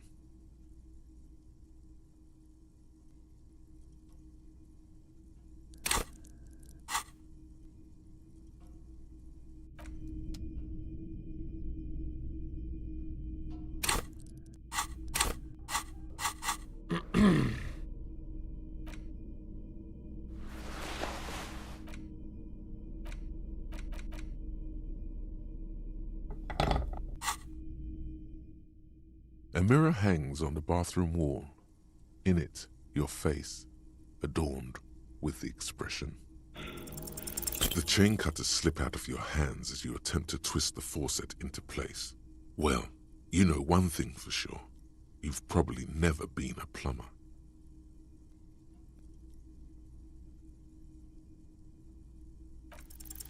It belongs in the new, the third decade of the current century. Things were good. It was smooth sailing. People made gold and champagne-tinted interiors and facades to forget about ostentatious orchestrations. For Revachol, your city, that meant only one thing. If it doesn't rhyme, you're not run out of the dazzling swirl of disco music in an open-air boîte de nuit somewhere in Revachol West. Guillaume's blonde mane appeared on the screen. He sang some bullshit. Then he made the expression.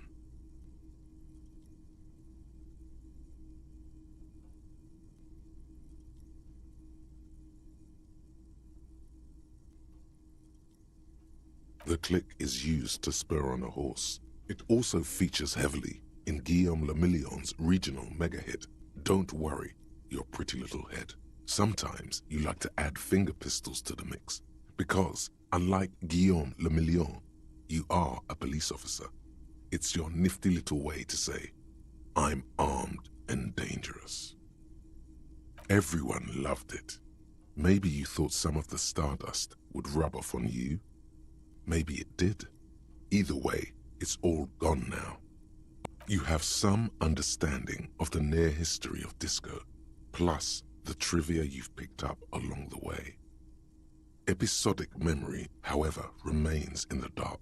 It may never return. You should prepare yourself for that. There is a vast ocean of time between right now and the expression, looking good on you, or anyone. 2 decades, if the calendar is to be trusted. You, not really. Oh, must have just stirred your mind. It doesn't have to be. You can swoon over Guillaume and his champagne-corked smile whenever you want to. Maybe some of the stardust will return.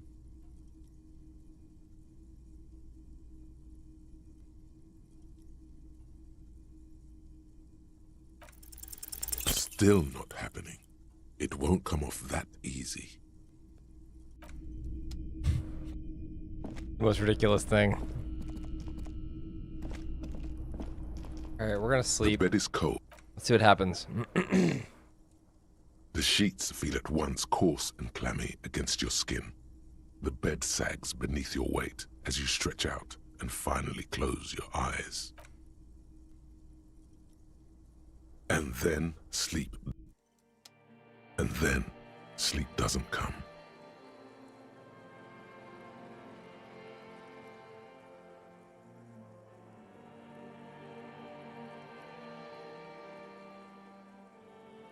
Maybe it's the bed's fault. Its synthetic filling has separated into hard lumps. The pillowcase smells oddly. Smells of alcohol and sweat and grease. It barely covers your toes, stretching over your soft belly. This is your body here, intimate and warm, breathing. Under your thrumming eyelids, you see a dizzying array of colors. You won't get off this carousel quite so easily.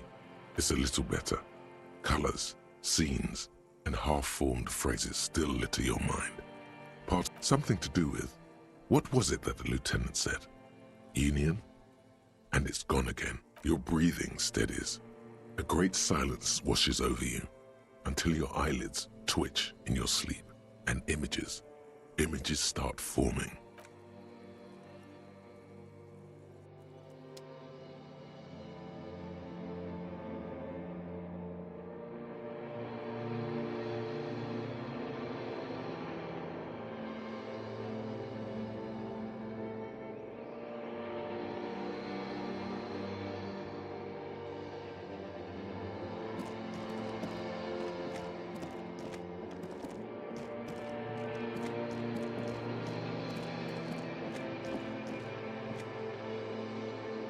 God damn. That's fucked up.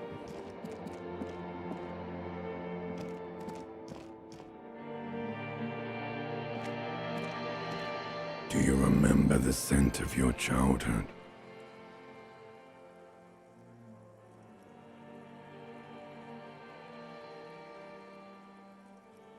You're not kidding anyone, Harry.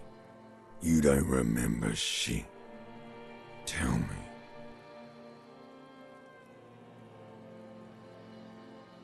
Do you remember your wife's hand on your face?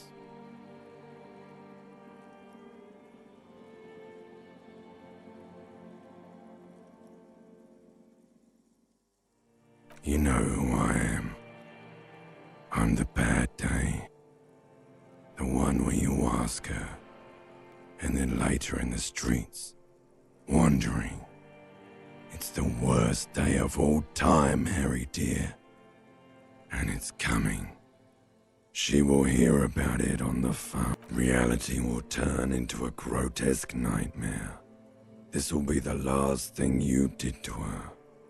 Do you remember the warmth of her thighs, between her legs and in her mouth? Oh no, funky baby, you stayed. It was the rest of it that left. Or you just stood there, with one hand on the bottle and the other on your dick, watching it go. Tell me, where are your friends? Human beings have friends, Harry boy.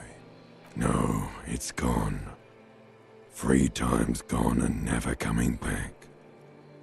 You failed. You failed, Elysium. Everything. The Pale and the Useless. On the surface. The outer magnetosphere. Burning, furious truth. 8,000 years of written history.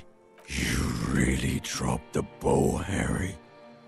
4.6 billion people. You're not coming back from shit.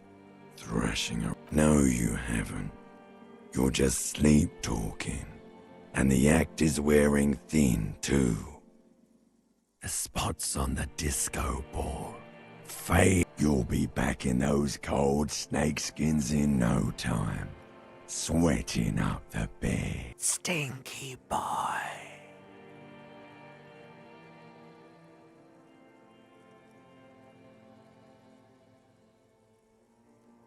You're trying to what? I can't hear you. This is just a word dream now. Jumbled up garbage. The pictures are gone. The bed rises to meet you. A thin, sleep-like state. More glass than velvet. Right. So something is wrong. Sleep shouldn't be this bad. This...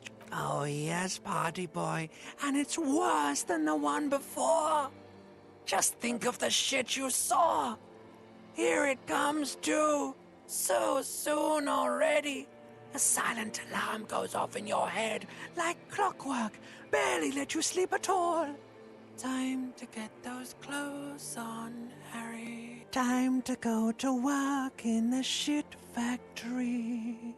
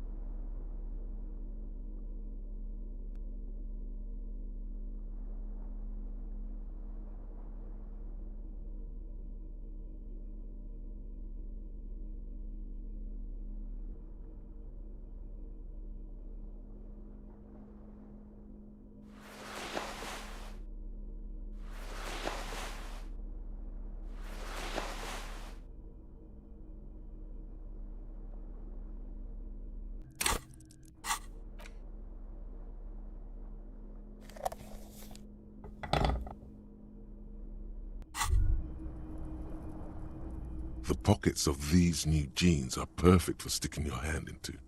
Makes you look cool, calm, and collected.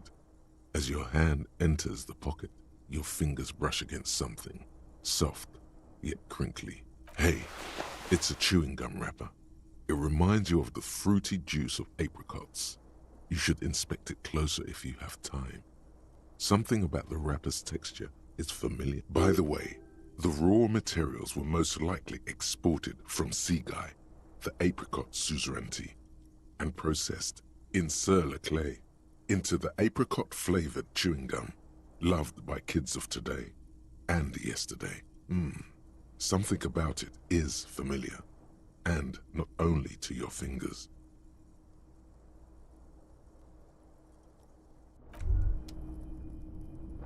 Good going, buddy.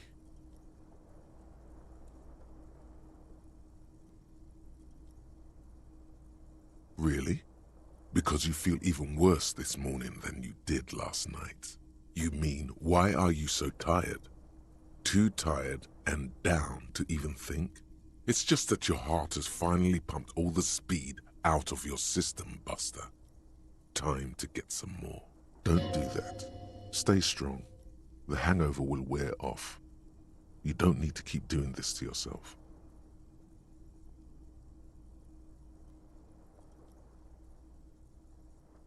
Are you sure? Ready to live as this pathetic shell of yourself for days? Basically, a week?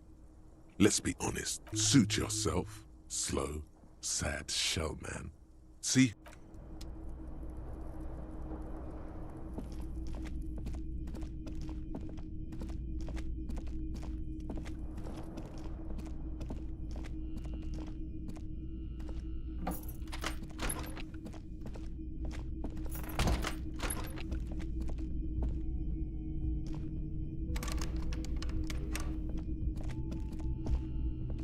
The door is closed. Still no answer. Still nothing. This door can only be opened with a key or from...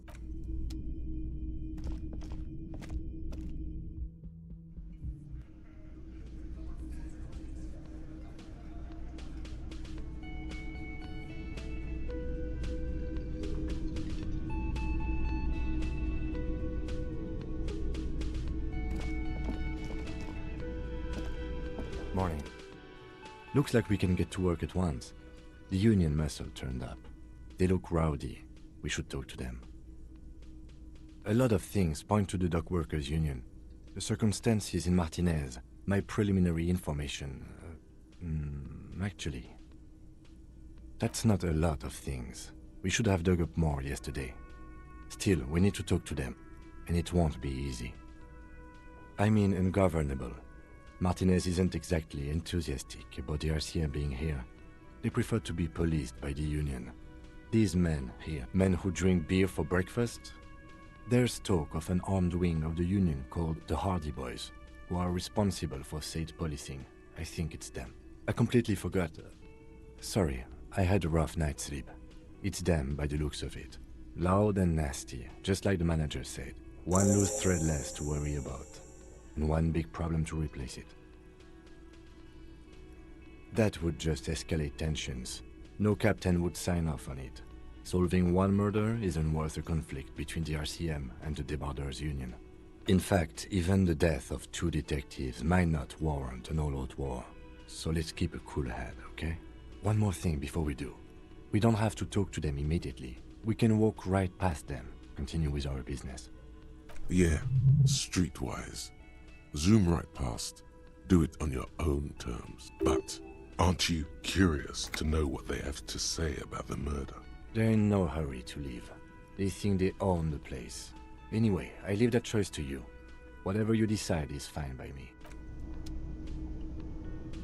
All right, and with that, everybody, we are going to call that an episode. We've been going for about 3 hours and 40 minutes. Holy shit. But I hope you enjoyed it. We will come back next time. I think I'm kind of liking the way we're taking this going. I like the way we're kind of going with this. But look at this. There's some stuff opening up. I'm very excited. do keep going forward. So let's zoom out really quick. Yeah, we got some yeah, some things to check out for sure, for sure. Oh, look at this guy. Okay, let's see. Oh. All right, we're gonna save right here. You save, and hopefully it just brings us right here. Thanks for watching. I will see y'all next time. If you are on YouTube, or YouTube, no. YouTube, I'm sorry. We will be back in probably about an hour or so, maybe 30 minutes to an hour.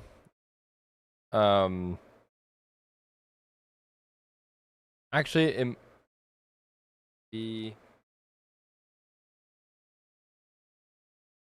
yeah, no, we'll be back in about 30 minutes, I'd say. So we're not going to be playing Disco Elysium anymore today.